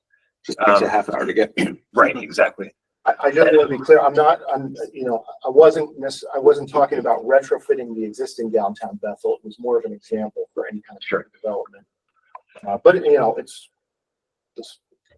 something that could be considered. I'm just saying I was more focusing on for development. Yeah, gotcha. Anyway. I totally weird question, and I hope I don't sound like a jerk. Are you in what capacity are you advising this right now? Are you? I know you work for the town, but is this like? And you're also a citizen, so I'm also a resident. Yes, so I'm stating that up front. Yeah. What I tried to do, I really took pains, and I hope you can see that. I really tried to just show, not tell. I was really just trying to lay out the information that I found by going through this. The only thing I would really say is hard and fast recommendation from me would be on, in terms of redrawing the boundary. In terms of whether to keep or not keep the TOD, I'm not really trying to weigh in on that. I'm just trying to present information and say, if you keep the TOD boundary, this is what I would do. If you don't, I wanted to kind of, I think it's optimistic to point out that even if you get rid of it, there's still things that can be done with TOD elements, even in the non-transit type district, if that makes sense. Yeah, thank you. Jeff? Eric, thanks for your presentation. I did, it was a very technical analysis. And I think, could you bring up the slide with the 6 elements that make a quality TOD?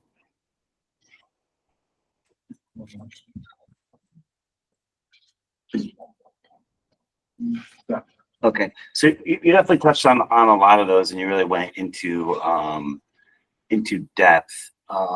There's one thing I think you kind of overlooked, and that was there was a slide. It's not on this one, but we don't have to bring up the other one. It was a purpose of the TOD was to revitalize urban areas and stimulate local economy. Yeah, so that's actually would be in the next slide. I think you're talking about this one. And I think that when we implemented TOD, that was probably, and I wasn't around, I was like 10 years ago, right? That we implemented it, Yes. I thought that was one of the goals, though. We had a lot of vacancies in commercial buildings. People didn't want to, other commercial entities didn't want to move in because they knew they weren't going to make any money. So we knew that we had to bring in residents and bring in people to get that economy to be strong. And I think we have done a lot of that in the last 10 years. And, and the technical analysis of, are you going to walk to the train and go to New York City? That I see all that information you presented is, very accurate. But I think we're missing a little bit of that. Why did we do TOD in the first place? And maybe Beth or the economic director can expand on this is, what are we allowed to do in TOD to entice developers to do things with lots that are run down, or is it easier for them to develop? Is there grant money funding that we're getting because we are in TOD? Are projects more viable because of this TOD? Or can you do a lot of the things economically with like an overlay zone? My suggestion, if you don't mind, is just to get a feel for the board. So I have a better idea of how in depth you want to get in to certain aspects of the presentation. And I also wonder about the trip to New York City. How many people are getting on our trains just going to Stanford or down the line? I don't have that. I can get that up for you. Yeah. I'm curious about that. I don't commute to Stanford or New York City. That was a question I had for myself to investigate, not per se for Eric to look into. Yeah, and that would be. But that would be more of my It's responsibility. certainly And that is a inconvenience to go good all the question. way to New York City. It's Right. easier to drive to Yeah. Brewster. Right. Or drive take to the that city. line or drive to the city. Yeah, so that would definitely be one of my recommendations, is to look into that. Yeah, but I'd be curious to we see cars full if they're half of them are getting off in Stanford or on the way. You gonna go ride the train? No, I'm not going to. Let's see. And then what type of development have we had in the past 10 years? And this is probably directed to Beth. What projects, because we were in TOD, came to life? And if we didn't have TOD, would have died, or nobody would have even, you don't know if nobody would have ever brought the idea to you, but some of the, I'd like to see some of the accomplishments of having a TOD. What did we get?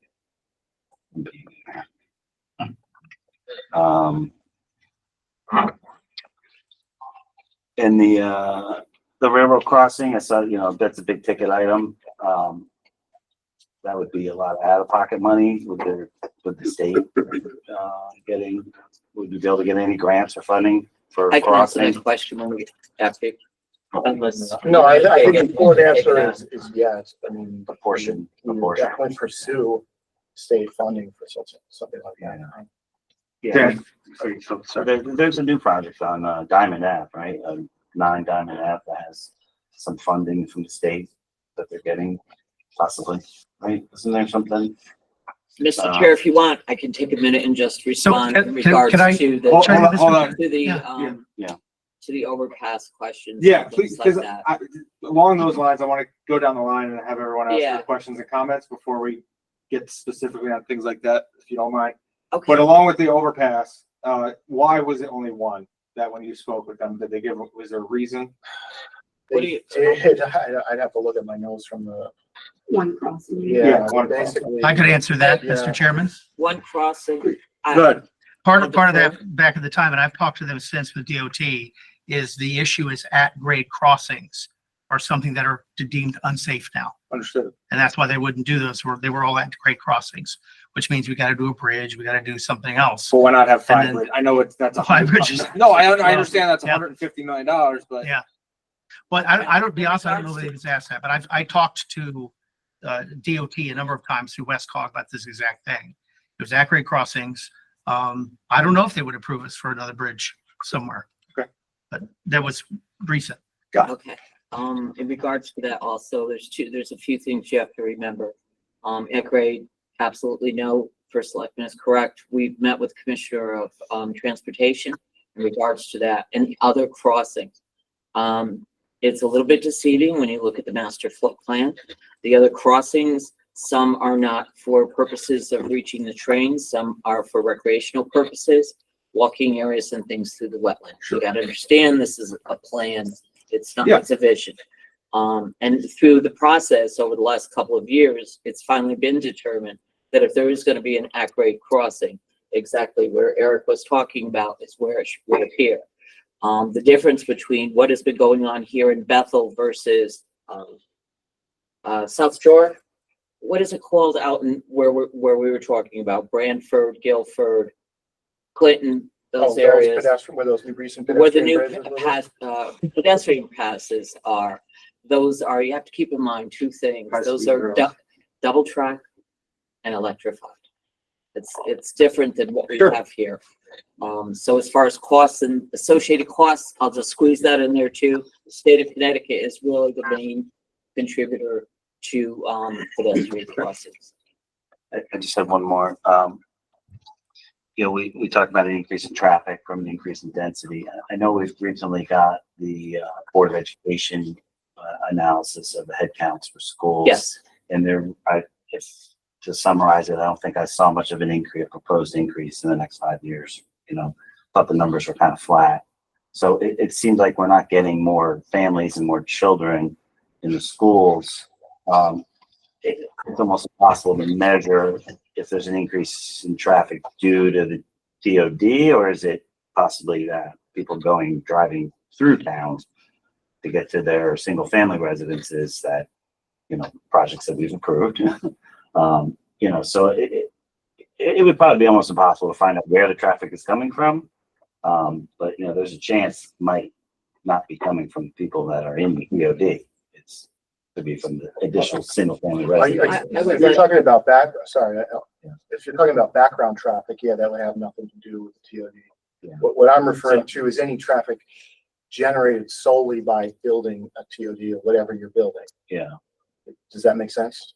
Yeah, I mean, I guess that's kind of answering my question. That it is. You're just doing a study that shows from the TOD development how much traffic. No, that's. Well, I didn't do any kind of specific study on that.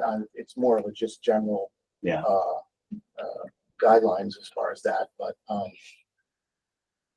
you go ahead. Yeah, I'm not sure exactly what you're asking, but I would differentiate between background traffic growth, which has nothing to do with a particular development, and then site-specific traffic from that development. Those are two different things. It's very difficult because what you're dealing with it as far as TOD, he was asking about units before 60 units 60 units in the TOD in say in 10 years. So 60 so have been built. Call it 60 to But I 80 mean, more cars and you in 10 can't, years. you know, so you can't just look at it from the point of view of POD. Oh, GOD, it's 60 units. It's what you were talking about before, you know, and I'm sitting here with $500,000 worth of studies right in front of me. Traffic and mobility. Education just did an enrollment study. We have sewer assessment studies. We have, you know, a master plan. We have a POCD plan. So it's all, you have the data, you have the information, and it's kind of your call, Mhm. you know. But to say it's TOD, I feel is not. Do you feel that way? I mean, 60 residential units in TOD over the last 10 years, almost 10 years. Is what, was saying That's that what we that's built. responsible Driving- for driving That's traffic. what- yeah. traffic increase? Yeah. No, that's not very It's hard to realistic. say. That's not very You realistic. have to really do a very specific study and collect data to really know that for sure. And plus, we've had a change of living too, and I think, you know, I don't want to take away from you all speaking, but you have to remember that when we had COVID, I don't know if anybody has school-age children and you're commuting your kids back and forth to the schools now versus taking the bus. That just throws me totally off the wall because it's a change in life. There's been changes in life experiences since COVID, and I think that has something to do with it too. Yeah, it's very interesting. Yeah, my kids go on the bus 50% of the time. I never went in a car. It was the bus. Right, it's amazing. The way it's, Diane. Sorry, Jeff. Good. Diane. One line that you said was poor transit level of service cannot support larger building density. I thought that was a key thing that you said. And that the state's investment has to be there, otherwise it's transit adjacent.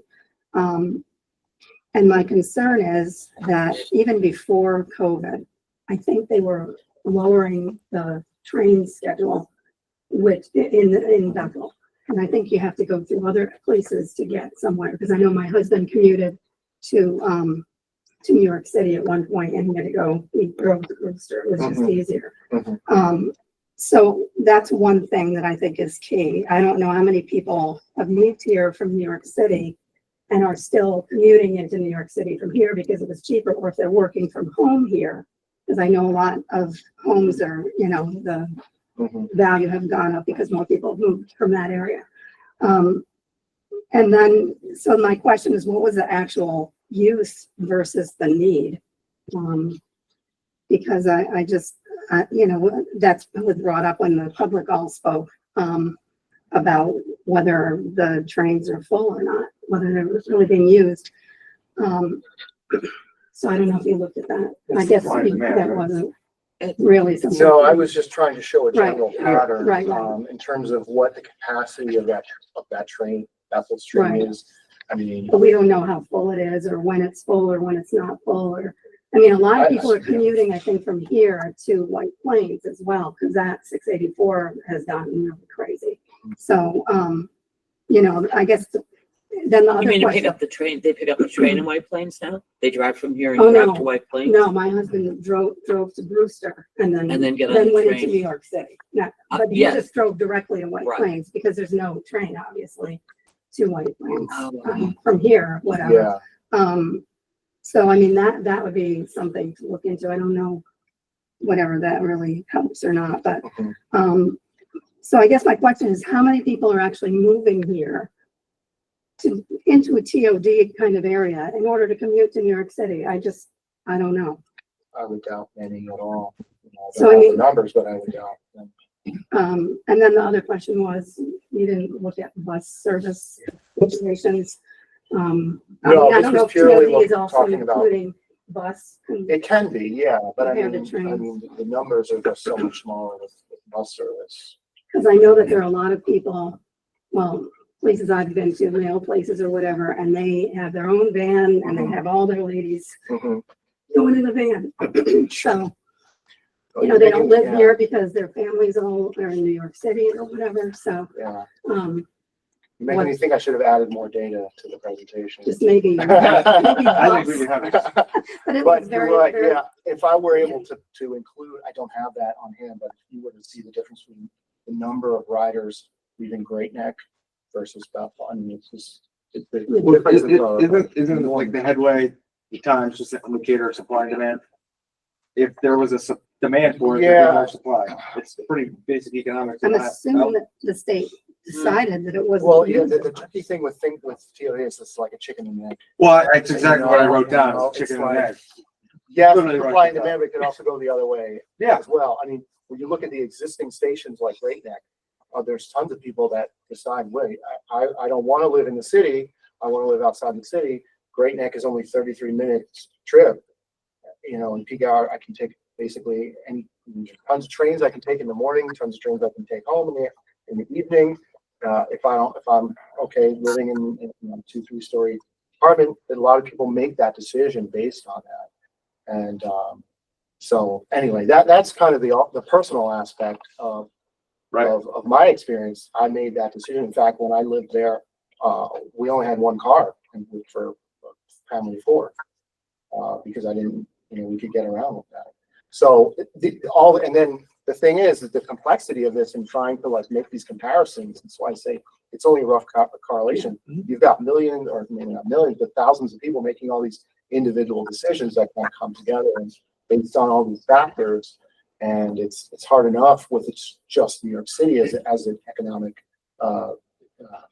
attractor, basically. When you throw in other factors like Stanford or White Plains, it just gets more complicated. No, I think the baseline you use just for New York City is great. Doug? Excellent presentation. Really, really enjoyed it. So I like the fact-based look at it. My perspective, and I was one of 2 of us who voted for a moratorium on the TOD, is I think we have a density problem. Call it TOD, call it whatever you want. We have a density problem. I think the TOD puts a target on every lot that's within it to the builder can come in and do that. And yes, there's no overwhelming that it's been a landslide, but we're chipping away at it. We're gonna overrun our infrastructure. I'm also on the fire commission. We just bought a $1.8 million ladder truck for Stony Hill. That's not because there's less buildings out there, right? And it's just, paid fire department, paid ambulance, bigger police department. It's just stuff that comes along with that. And again, it's chicken and the egg. It's the infrastructure. It's the, one or the other. And I feel like we're behind that curve. We're not on the favorable side of that right now. I think we're building stuff at a fantastic pace, and we're going to pay the price having to catch up later. So that's, and I agree with Kenny. What Kenny said too is, every unit we built, there's 1 3/4 cars. Every single unit of housing is bringing 1 3/4 cars.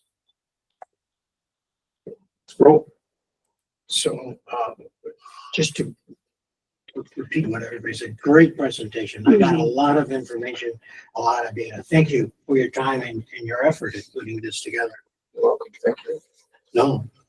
So I think the transit-oriented development is really a train-oriented development because it clearly, it may be there, but it wasn't there tonight. It doesn't talk about the bus.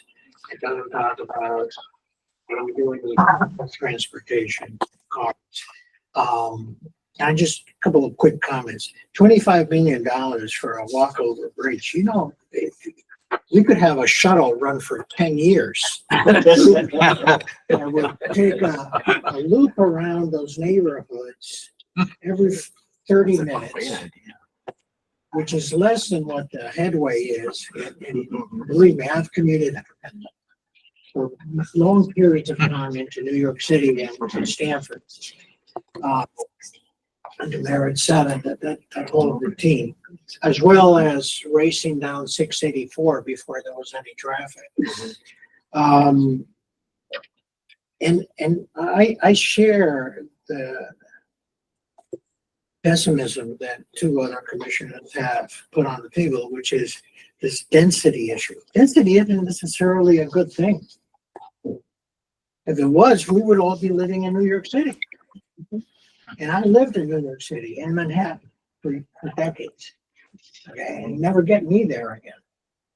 All right. So, to me, the area of the TOD is too expansive. And it's not gonna be implemented in the next, and I'm not exaggerating, in the next 50 to 75 years. We're never gonna implement this. We're never gonna be building 6, 7-story buildings and these zones and having, even if we triple the ridership out of Bethel, the ridership out of Danbury, and the next ridership out of Reading isn't gonna justify anybody putting more trains or more cars or more frequency. It's just not gonna happen. I'm not trying to be pessimist. I'm just saying that the area and the orientation of a transit-oriented development, I'm all in favor for decreasing it and fine-tuning it. It's my personal opinion. Anything else, bro? Mr. Legnar, you there? Okay, my understanding of the density issue is that the density issue was meant to be an incentive to people to, invest in the downtown, near the train station, near the downtown, near the commercial part of the town, to help the town survive. And the transit oriented, granted, New York City, a commute from Bethel to New York City is not a great commute, but people do it. And people do it in reverse sometimes. People do it to go down there to go shopping, to down to movies and Broadway plays. They take that train. It's kind of ironic that the room you people are sitting in is named after a man who spent 20 years commuting, as I know him, to New York City, which was a 2-hour commute. And that's when the train was on time. It's a 2-hour commute. It's not always on time, where you wind up riding a bus. But, Dennis Reardon did it for 20-something years and raised a family in Bethel, 7 or 8 kids. So, it's not something we want to throw under the bus. I think we ought to keep monitoring the transit-oriented district and using it to invest in the town and get people to live downtown. Thank you. Thank you, Mr. Legnar. Mr. Chair, actually, I have a question. Few comments as well, if you don't mind. No, sir. Hold on, real We need a quick. break. Go ahead. I echo a lot of the things here. I think there's, like anything, there's comments on both sides of everybody's, I agree with. And I think there's a way we can continue to Bob's point, help survive. It is a game of survival. Everything is. We have to keep attracting people to invest in Bethel, whether that's POD things, mixed use commercial developments in our industrial parks. So I think it'd be foolish for us to just kind of say we're done with the TOD or we're done with any sort of regulation like that. I think we have to just find out what works. Clearly, with the maps shown today and the existing conditions, it's clear that only the east side really kind of makes sense right now. But that does where the chicken and egg comes in. You put the bridge in, does it attract the development on the west side? Or does it just become a way we have in our regulations to hear a proposed TOD development, and that becomes on the developer to put that infrastructure in, or at least a good chunk of it, or help supply for that. How we do that. I think after we did our meeting in the GP room, that following meeting, we talked about it. I still agree with some of the things I said then, which underlying zones within what's drawn in the TOD, right? If it's a residential zone, I don't think it should be the unlimited area that we have for units, right? You should be allowed to put a duplex though. That's an attractive thing to do. It's an easy way to get appropriate density, not just put 10 units on a quarter acre. Which you can't do. Well, I know I'm being facetious. I apologize. I shouldn't say that because people will run with that. But using the underlying zone as a demarker of what can and cannot be done there, right? And maybe that just takes the residential portion out of it, or maybe it is a duplex or whatever it is. I don't know what that is, but we can continue to talk about it. But if it's an industrial zone or a business zone, enforce, if it has the walkability, really take a hard look at what's an appropriate development. I think we've gone a good way with reducing density. Farm was it 30 down to 20 units, and the heights. I think those are all things as we progress make sense. You know, it started off as a grand plan with 5 crossings. That really looks nice on paper. Probably not reality, right? So reality is probably the 1 crossing if that ever actually does happen. So let's just narrow our focus back to what reality is. And I think there's a lot of things that we can do, and whether it's called TOD or whether it's an overlay zone, to still on the east side entice people to develop. Now, if there was a great demand, developers would have already done it. That's the other thing, right? As you just laid out with your statistics. Developers are very smart business people. They look at the numbers, they see how many people are there. You know, Durant Ave would be filled with 5, 6-story buildings if it was, you know, we released the TOD and they were like, well, this makes sense, let's do it, right? And it hasn't happened in 10 years. 60 units is kind of crazy. You know, yes, there's a lot of congestion downtown, but it's not coming from 60 units. It's coming from people wanting to come to Bethel. That's why people are moving to Bethel. People want to come to our shop. We have great restaurants. That's also part of what TOD helped with, was revitalizing, to what Jeff said, some of our commercial aspects. It gave property owners flexibility. You know, it gives property owners incentive to fix up their properties longer. You know, I've said this, and we can discuss it another time. Look at Greenwood Avenue. Look at Greenwood Avenue from 10 years ago. Look at it from 20 years ago. Why are people fixing up the properties? Because of the regulations that we have in place put there by TOD. You give them incentives, put an extra apartment, put a carriage house in the back, get 2 more units.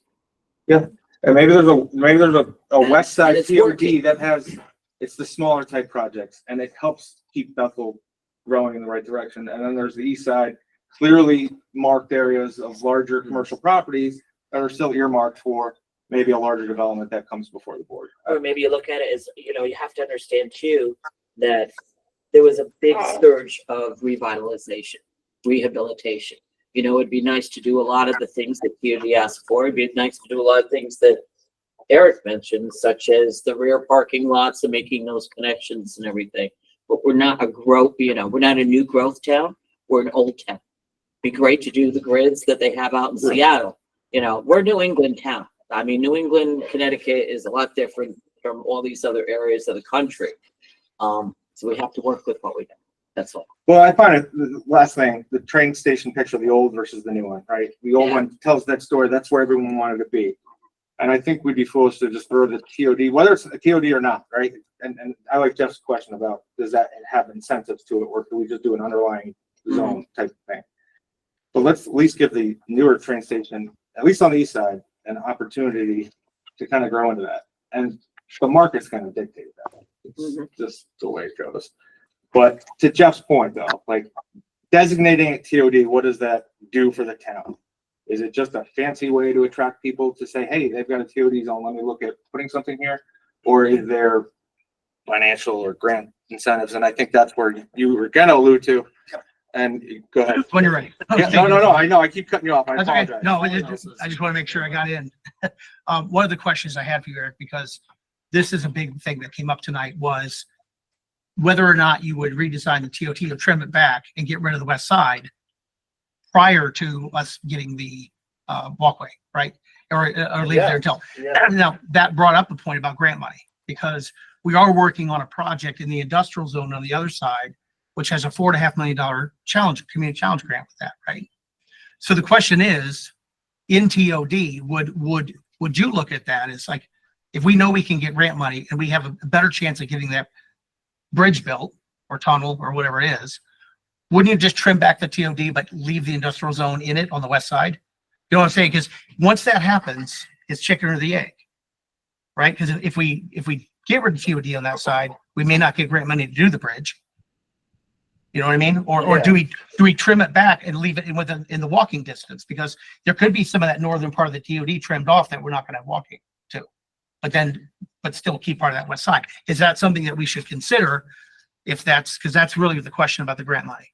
Well, yeah, I guess that goes back to, can you read the regulations of the TOD? Is a study done that shows walkability, and it doesn't include the west side till it's walkable. Well, you can do whatever you guys want with the TOD. It's Yeah, really but you. I think that you've already, maybe some of you don't remember, but you've already discussed reducing the size of the TOD zone. I think the main difference is that in Eric's scenario, he doesn't include the portion that Dan is speaking about, but in your rendition, you do. One thing you have to remember too, you've already applied the TOD overlay zone to portions of that west side. Yeah, I got you. You understand what I mean?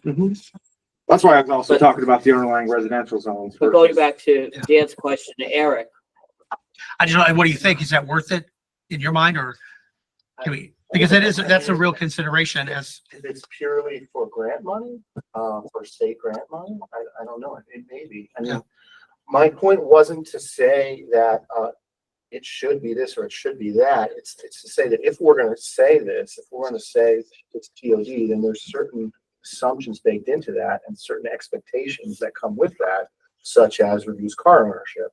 And if we don't have the transit service to support that, then if we're building, let's say, a ton of residential next to the train station, we can't then assume that everyone moving there is not, not gonna have a car. That's kind of my point. It's like, based on the quality of service, let's take Great Neck as an extreme example. If I build a ton of residential in Great Neck next to the station, I can make a very solid assumption that the rate of car ownership is going to be a lot less there. It's not going to be, somebody said 1.75 or whatever that was. But you can't assume that in next to a train station that doesn't have that quality service. Does that make sense? I don't know if that answers and your that's, Mr. Jim, question. if I might, I will make a comment, because Maybe it's a little bit of semantics, but I had the honor of working with Eric through this and him talking about it. There were a couple of takeaways I thought were really great, and that influenced me. And the one is that while we measure TOD about New York City all the time, and it's come up a little in this presentation, as a town, we really do need to look at Stamford and Norwalk and maybe redefine and get more ridership. Because once we get more ridership, then we have the opportunity to get more headway someday, right? It may take forever. I mean, nobody's watching the Danbury line. We keep begging for help, and they're giving all the money to Hartford. But I think we have a real opportunity from what Eric has taught me to focus on getting people to and from Hartford, or excuse me, Stamford and Norfolk, to really focus on it. Thank you, Eric. I appreciate all your time, your presentation.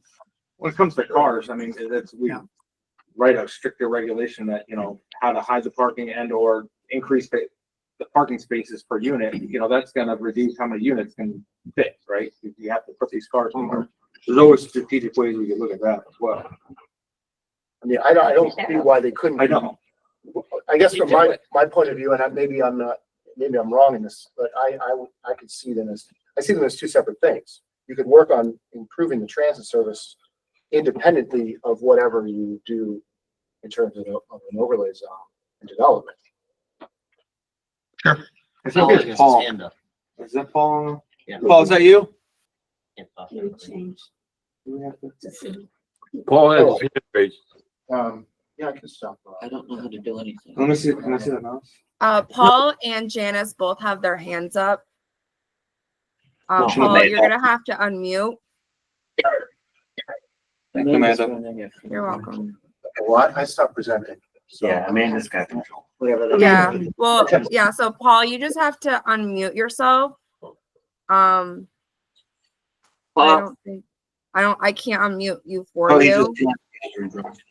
Can they see? I'm back. Okay. And then Janice also has her hand up too. Go ahead. Paul, floor is yours, buddy. How are you? Sorry I Something. couldn't be there in person again tonight. I just wanted to say thank you for Eric. I thought the presentation was very informative. I had a couple questions and comments. Questions for Beth, more along the lines of what Mike was saying. I believe we already put in changes for maximum heights, changed the densities, scaled back the densities significantly. And I believe, correct me if I'm wrong, Beth, that the underlying zone dictates what can be built now in the TOD. Am I correct in saying that? the underlying zone, the regulations associated with that and the uses associated with it do have a portion of dictation to the zone. Yeah. It does not mean that other uses can't. For example, if you have a quarter of an acre of a lot in a residential zone, right? 10,000 square feet. The way the regulations read and dictate now is that you have to look at from the point of view, who's going to put a retail establishment in the middle of Elgin Avenue? Yeah. You're going to put whatever is financially feasible, which is a 2-family home or something, as long as it meets the regulations. Yeah. Remember, you've also stuck with your parking regulations as is. You didn't buy into the state of Connecticut change. And ours are more restrictive than the state's, correct? That's great. So have any new applications for TOD come in since we've do we have any new projects? I can't think of any since we restricted the overall heights and lowered the density. No. So to that point, we've There made have been- what I'm trying to say is we've made some significant changes to scale back TOD, and we haven't really seen the fruits of our labor yet, and as far as what that may bring. So I agree with some of the others. I think Doug Spruill about the density and the concerns with density, but I feel like we have addressed those in the last year, and we haven't seen another project come in with the new regulations to see if it's far enough, if we haven't gone far enough, if we've gone too far. Am I making any sense? I hope I'm not just rambling as far as what that goes. But again, a lot of good information from Eric, and I just wanted to chime in that I was here, and yeah, that was really it. That's all I had. Thanks, Paul. Yeah. Janice. Can I? Oh, No. no, sorry. No, No. Janice, can I go first? that's gonna go. If that's okay. That's fine. Just while things are fresh in my head, I lose track easily. And I was hoping, can you grab Eric? Because I hope that he can. I don't know where he went. Did he go out or? Well, I think he's still here, right? No. Go grab him. Sorry. Just grab him by the collar. No, I didn't mean to phrase. Thanks a lot. Well, Thanks a lot, Sproul. We gotta have levity went and take a. Yeah. We did that I'm last. sorry. time. We're so hard here without you. We have hours with no break. We'll let that one go. Nobody Okay. heard it, except for the recording. There was just a few things since Eric was here I wanted to ask him about. And I too thank you for doing this presentation. Number one is when you talk about the town and we talk about infrastructure, that's really your baby. You said that we're in the middle of doing 3 sidewalk projects. Where are they located? They're all in the downtown area. The one is. Are they in TOD? That's my question, really. Are they all in TOD? I would say all 3 of them overlap the current TOD boundary to one extent or another, yes. Okay, and one of the main reasons we get those type of grants associated with that is because we're able to show them that, yes, we have a developed downtown. We also have bought into improving our viability and our economy in the downtown area. And it's a plus to be able to refer to our plans that show these connections. And those connections are shown in the master plan, master forward, and also the PMCDA. So I think that helps answer some of your concerns and questions as to funding and how this works and everything. The second thing I just wanted to ask, when you talk about, I looked it up, transit oriented development and transit adjacent development. Can you briefly What's the difference between the well, two? I Because wouldn't- I got really nothing. Well, when I wouldn't, that's really kind of my terminology. Those aren't But like there's work definitions out there. phrasings with, well, there may be definitions, but I wouldn't Yeah. say that there's like a standard definition of both. Okay. My only point is that, it's really about those 6 elements and, because so much of TOD's, underlying goal is about car ownership reduction and traffic and parking reduction. I guess that could be really to me, that's sort of the key difference. And that's why those last 4 items in the list of 6 things, I would say, that's why I tried to emphasize, hopefully it came through, that even by themselves, they will reduce traffic and parking. And that's why I said that really, to me, those are the difference between transit adjacent and transit oriented in many ways. Because I appreciate the rail that you're showing us, but I do, again, you're talking about a time period of 220 to present. I can sit here and give you historical information as to why the rail became what it did and how it got there and the ridership and things like that pertaining to New York City. But since the, I would say around 2018, there was a change in the ridership. And I do believe that people aren't going to New York from Bethel anymore. I mean, I never went to New York from Bethel. I always went to Brewster and I didn't work in New York. The transportation is improving, or the need for the transportation is because of downtown. Stamford, Norwalk. I don't think any of you were ever here when we took the train down. We took a train ride down to Stamford, down to Norwalk. It was very, very enlightening and very interesting. But the ridership is increasing now since the days of COVID being over. And obviously, every day you're hearing of someone having to report back to work 5 days a week. So there is a change coming. When you talk about transit-oriented development, the term is used so loosely by so many different organizations, pro and con. I think what you have to do is look at it from the point of view of talk about transit. Transit. Do we have bus? Yes. Do we have rail? Yes. So we have 2 major components of transportation and transit, which does help a community grow, helps a community stay alive. And I think what you have to do is, that's one of our assets. And so when the plans were done and things along those lines were done, it was looking at what are the assets of the town of Bethel.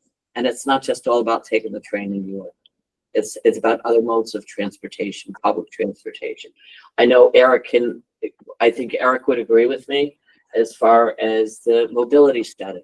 Okay, there are infrastructure and things that we need to be implementing that we're not, and it's causing frustration with the general public. And that is safety. That is pedestrian safety along Greenwood Avenue. Pedestrian safety, walkability. We've improved our walkability tremendously. Those are not coming forth.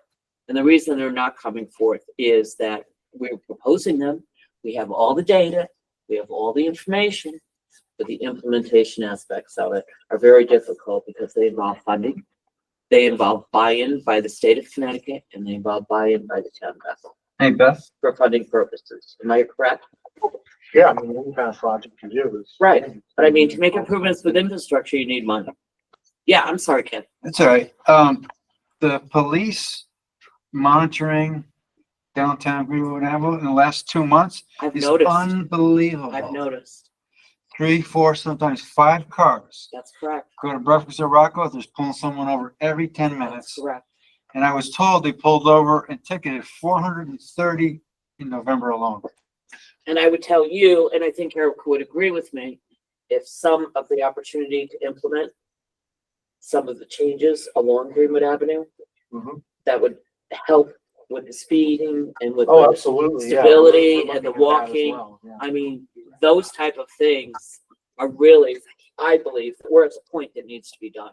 Yeah, those items, those last 4 items that I was focused on, they can be done anywhere at any time.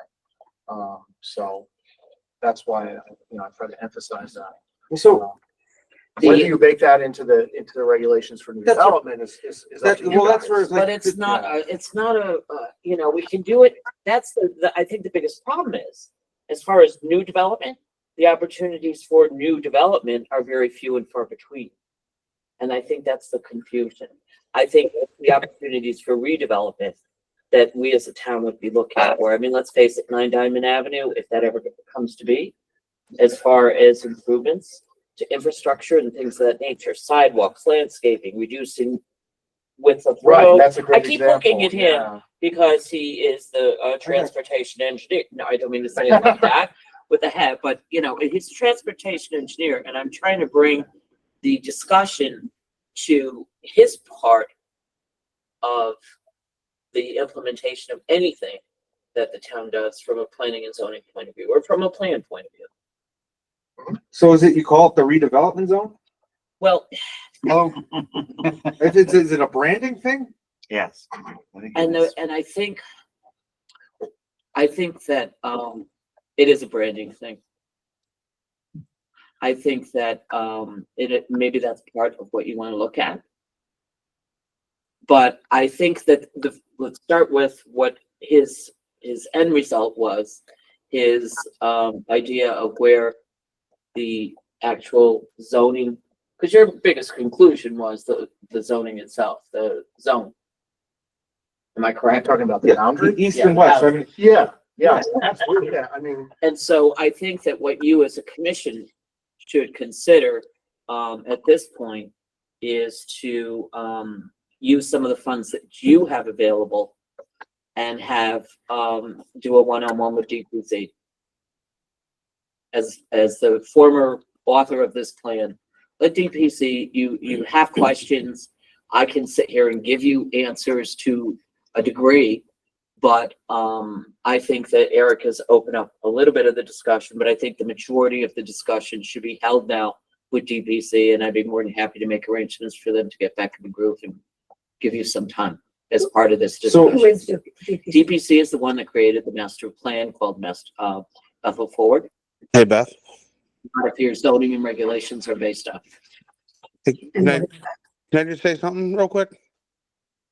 I would just want to challenge all the members of the board, myself included, to make some recommendations and write them down of what you might want to change to the TOD, or concerning the walkability study, some changes you may want to see downtown.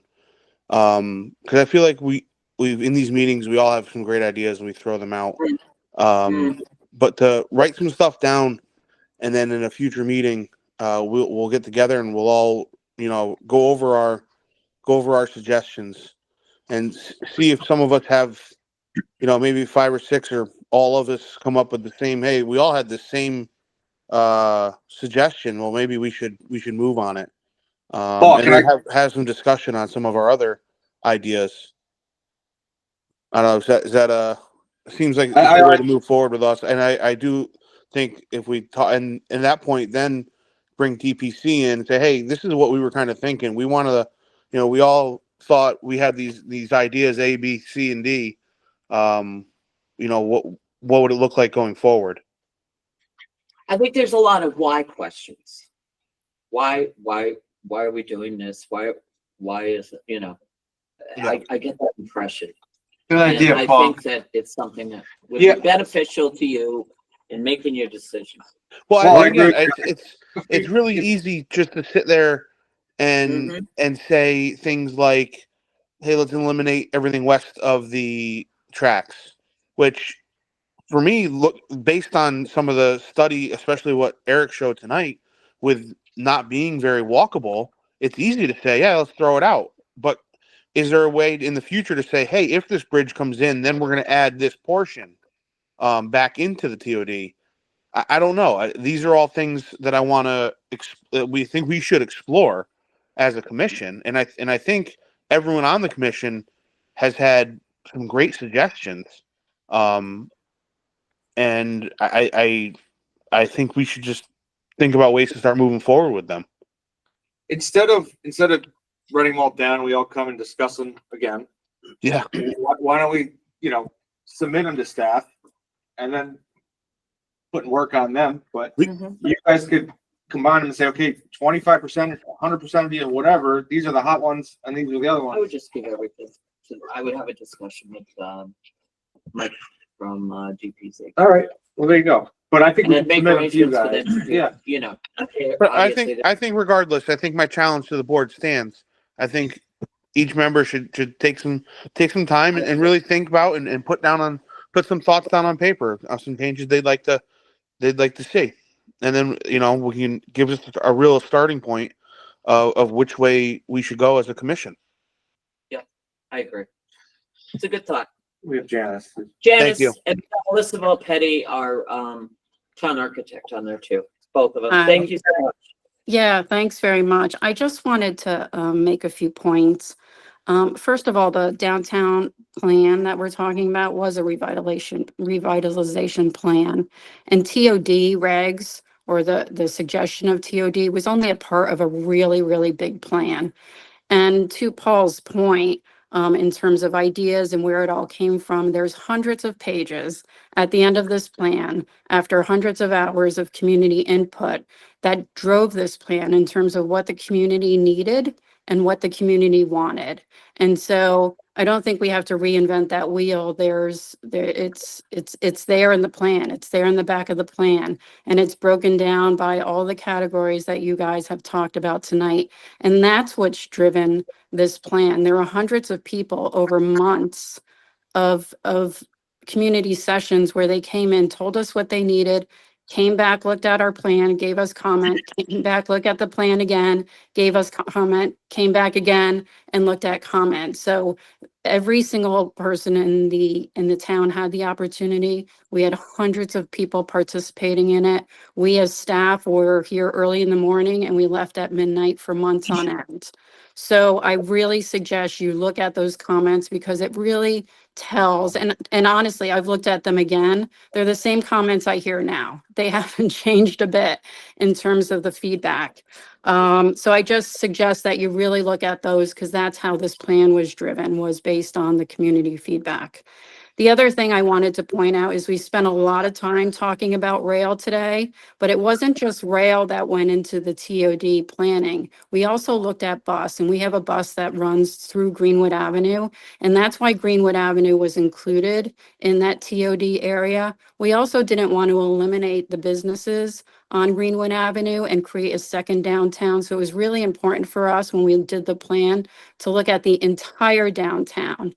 And the other point, we also talked a lot about residential. This isn't just residential we're talking about. We're talking about creating mixed use, balanced sites, so balance of residential and commercial. And there's so many benefits to what that commercial is going to provide us. And really the investment interest that we're seeing now is not on the east side of the tracks, is actually on the west side of the tracks because of the access to 53 and to Danbury. So if you take away the west side, you're really taking a lot of the interest that we currently have in the TOD area. TOD, my last point is TOD is very supported by the state. I've gotten over $500,000, $5 million, excuse me, of grant money just because we had a TOD zone. And listen, grant writing is a process, and it is difficult, but having the TOD zoning has helped our town get funds that supports the entire downtown.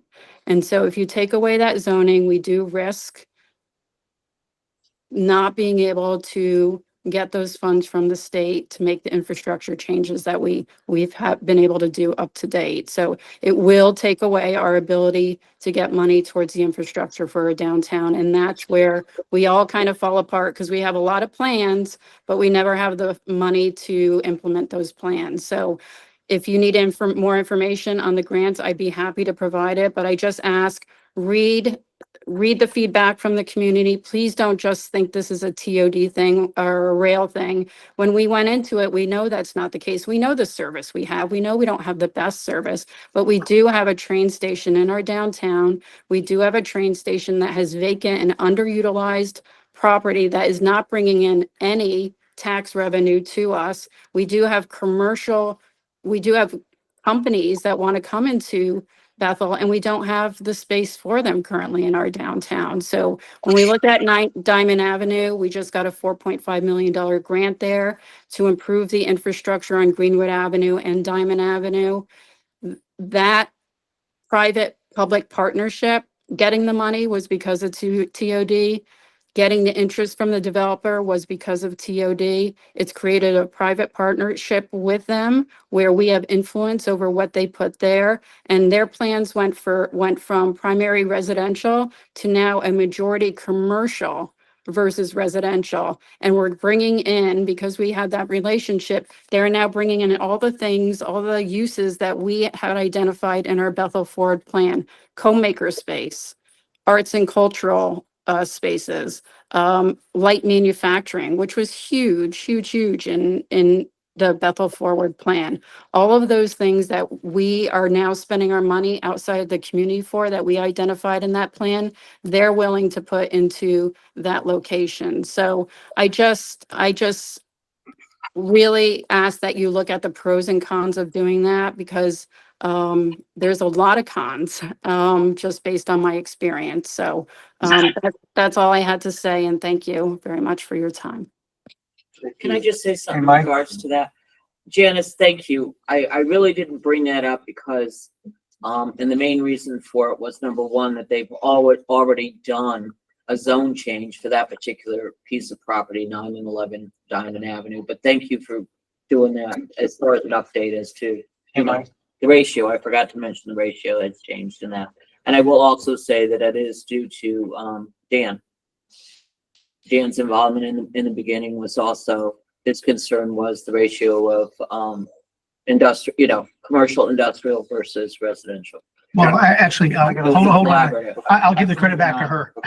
It was Janice and Beth who came to my office one day and say, we have this opportunity, so. But, okay. Alyssa. Alyssa. Hi, can you guys hear me? Yep. I know it's late, so I don't have a lot to say. I want to thank Eric for that presentation, very informative, and I enjoyed it a lot. I just wanted to comment on the boundary. Eric, I'm sure obviously you've gone through the master plan, but as you all who were there in 2016 remember, the original TOD boundary that DPZ came up with, the first one was probably smaller than the one Eric had shown for the east side of the tracks. That was their original TOD boundary based on probably the metrics that you used, but then they explained to all of us that they felt they could not include the downtown area. Back in 2016, you know, as you know, it was a different economy here. And as Janice and others have spoken about, there were storefronts that were empty, and, you know, there was a lot of worry about the economic future of Bethel. So they purposely went, I remember they even joked that they weren't going to charge us more because, you know, we know it was a grant that we got, but they said they felt they could not include the downtown area. So that, you know, that's the history of why I think the TOD is so large. You know, and also my perspective is obviously an architectural one, to have certain guidelines end at just like an imaginary line along Durant Avenue and not continue seamlessly into the downtown area. I think they felt from an architectural point of view too, that, you know, they needed to include everything that they wound up including in the end. So I just wanted to say, before we redraw the boundary just based on, like, you know, a walking half a mile metric or something like that, there are many other factors that, you know, guided their decision on why it did become the area that it ultimately did, and why it was so much larger than maybe a traditional TOD would have been. The two areas were so close, they were worried about competition between the two, and one growing, you know, differently or more than another. So I just wanted to bring that up because it is, you know, one of the critical things we're discussing here is that boundary. So I think Mr. Chairman, I have a question of the architect when she's done. Yeah, we just need to realize that there's more involved than just, you know, drawing this based on a certain distance from the train station. It's Dan Carter. I'm sorry, I can't see you very well. You can't see me. I don't know if you can. I had a quick question. Before it was TOD, it was village center zoning, right? And we still have that. We do. They overlap in some areas. Yeah. Because Is the architecture the same or are they different? What's the difference? there are very similar requirements. The VDC is not as, laid out. I don't even know if it is outlined anywhere, but that's how I got involved in all this as a volunteer position years ago. I became the village district consultant and, just kind of weighed in and, did a little write-up for projects. But obviously, once the TOD became more official and we have guidelines that are part of the zoning code, it's just a lot more detailed. And also it involves commercial projects, mixed use, as does the VDC, but, they kind of are similar, but not as stringent, I would say, in the VDC. And those two zones do have a big overlay in the downtown area, but the VDC goes a little further into residential areas too. I think that Let me just thank her. Thank you, by the way. I was living downtown in those days before this, and I've seen the work you've done over that time. So thank you very much. For very good. The simplest way, I think, to explain it, and correct me if I'm wrong, in the VC, if it's a single family home, someone's living there, it's a single family home, they want to do some work in the area and stuff, that's when the VC really comes into play. Alyssa doesn't charge for that. Right. It's a service that she gives to a single family residential thing. When you start dealing now with the TOD, with commercial and things of that nature or mixed use, that's where, no, if you're a developer, you're going to have to abide by these rules that are more stringent and stuff. With VC, there's a lot of coaxing is the best way to say it. Wouldn't you agree, Alyssa? Yeah, that's fair. Yep. We coax. All right. Well, I think we got a lot of comments from everybody today. I agree with Paul's challenge to everybody here to write up their comments and goals, and with Janice, if we all have time, should read all the commentary from the past studies and be better educated with that. Can I make a suggestion? Please. And that would be put something together on an individual basis. I would say take till the 1st of March. That was going to be a suggestion. Unless First you of have a March. deadline, this thing Send will them go to on me. for months. I know. Send them to me. And I'm not gonna sit there. You say whatever you want. It goes anonymously. Put it all together and we'll see. I'll digest it a little bit. I'll share it all with you. I'll give you my recommendation as to what the next step is. Perfect. How's that? I like it. Okay. I have one question. Mike, I have another comment. Go ahead, Bob. I think what we have to look at too, when we come up with ideas or suggestions of what TV should go, we have to make sure that we understand that there's always a pro and a con. It's going to help do certain things that might hurt other things, and we have to look at it that way. And it's very difficult. People think it's easy to write these regulations and come up with these regulations so that they cover every single situation. And that's not true. Actually, you might think you have the best idea in the world, the best regulation in the world, and some developer comes in and sidesteps it and is able to do what he wants to do. And you never even thought about that could ever happen in your wildest dreams. So we have to be careful when we start changing things, just changing things without, doing it. We did like Janet said, we did a very serious study to get to where we are. And we'd hate to undermine it by just, shooting from the hip. And I want to thank Elise. She's been wonderful with, some of the, reviews of the architectural downtown, and I think that was needed. And it is mandated that the developer deal with Elise and follow her suggestions in order to get, a good product and a good look downtown, which is what we wanted to keep. Thank you. Can I just reiterate something that Bob said? Thanks, Go Ken. eat, Yeah, I haven't gotta- eaten dinner? No, I gotta pick somebody else. Oh, okay. See you guys. All I was gonna say is just to reiterate what Bob is saying. You do a plan and then you do the regulations. And regulations aren't guaranteed. You're always gonna change the regs. And I think what gets lost in this discussion overall, because even you didn't know, that we have made changes to the regulations as far as height, as far as density. We've talked about parking. And then what's nice is that you were just beginning to do the first steps of looking at the zone overall and doing some changes with the boundaries of the zone. So don't be discouraged. You are on the right track, but I do think it's important to do what we just said. Take you 2 weeks, do that, send me questions.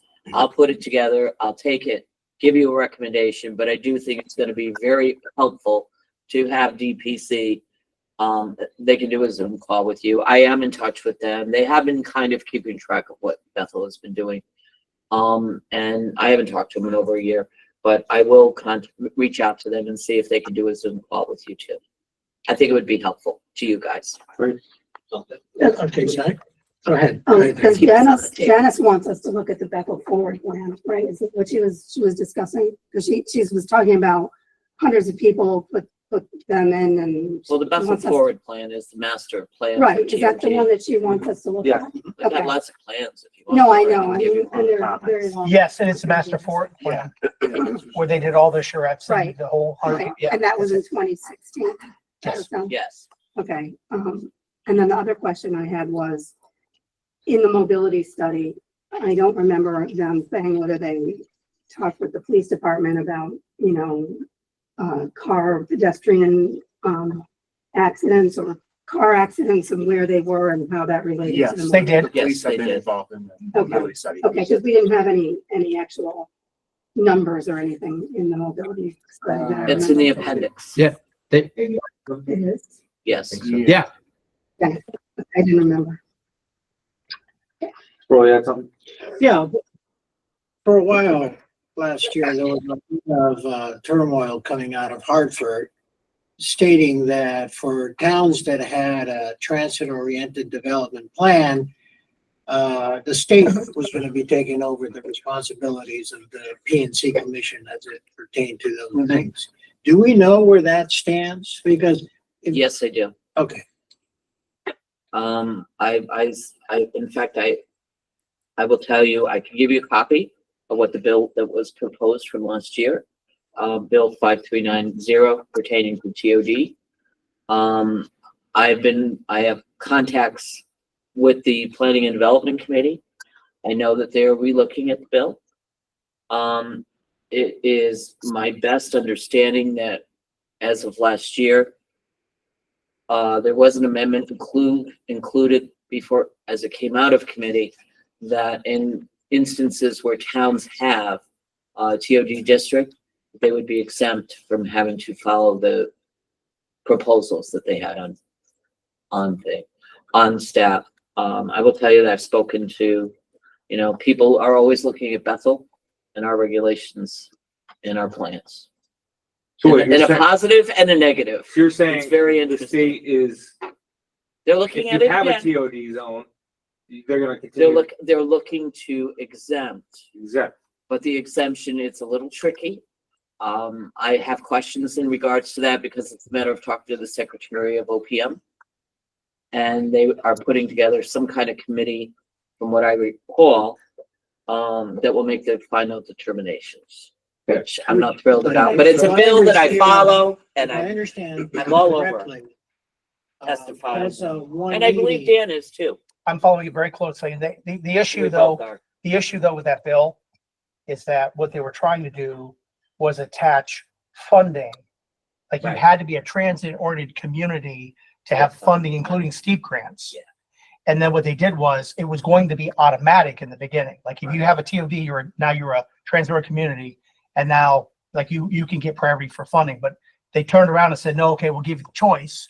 So remember what that was as of right zoning.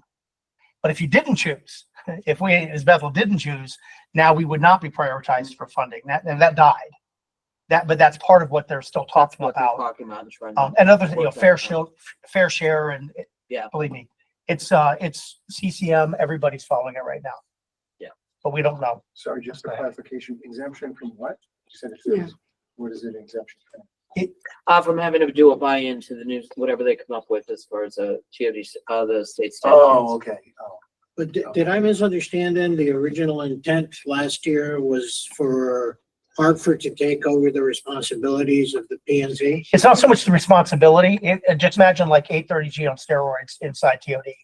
It was as of right zoning, so they can basically bypass zoning inside the TOD for developers. So they had a veto power.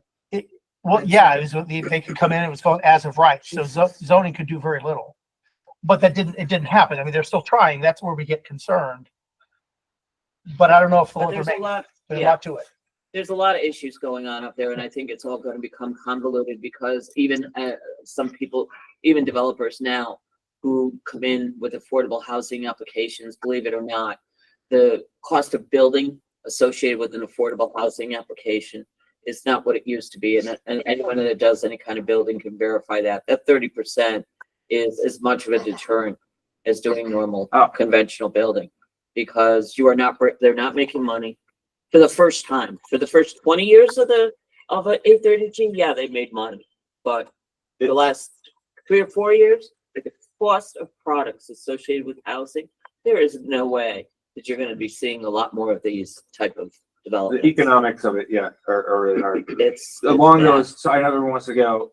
Is there any update on the moratorium for 830G? Or is it I've been done? waiting very patiently. Okay, thank you. I hear that, Al. That's all I Talk to wanted the to ask. attorney. Maybe we could fire going. Do we have to make a motion to adjourn? Jeff, second? Jeff made a motion to adjourn? Second. All in favor? All right. All right. Thank you, everybody. Thanks, Mike. Have a good night, everyone. Thank you. David, you gonna stop recording?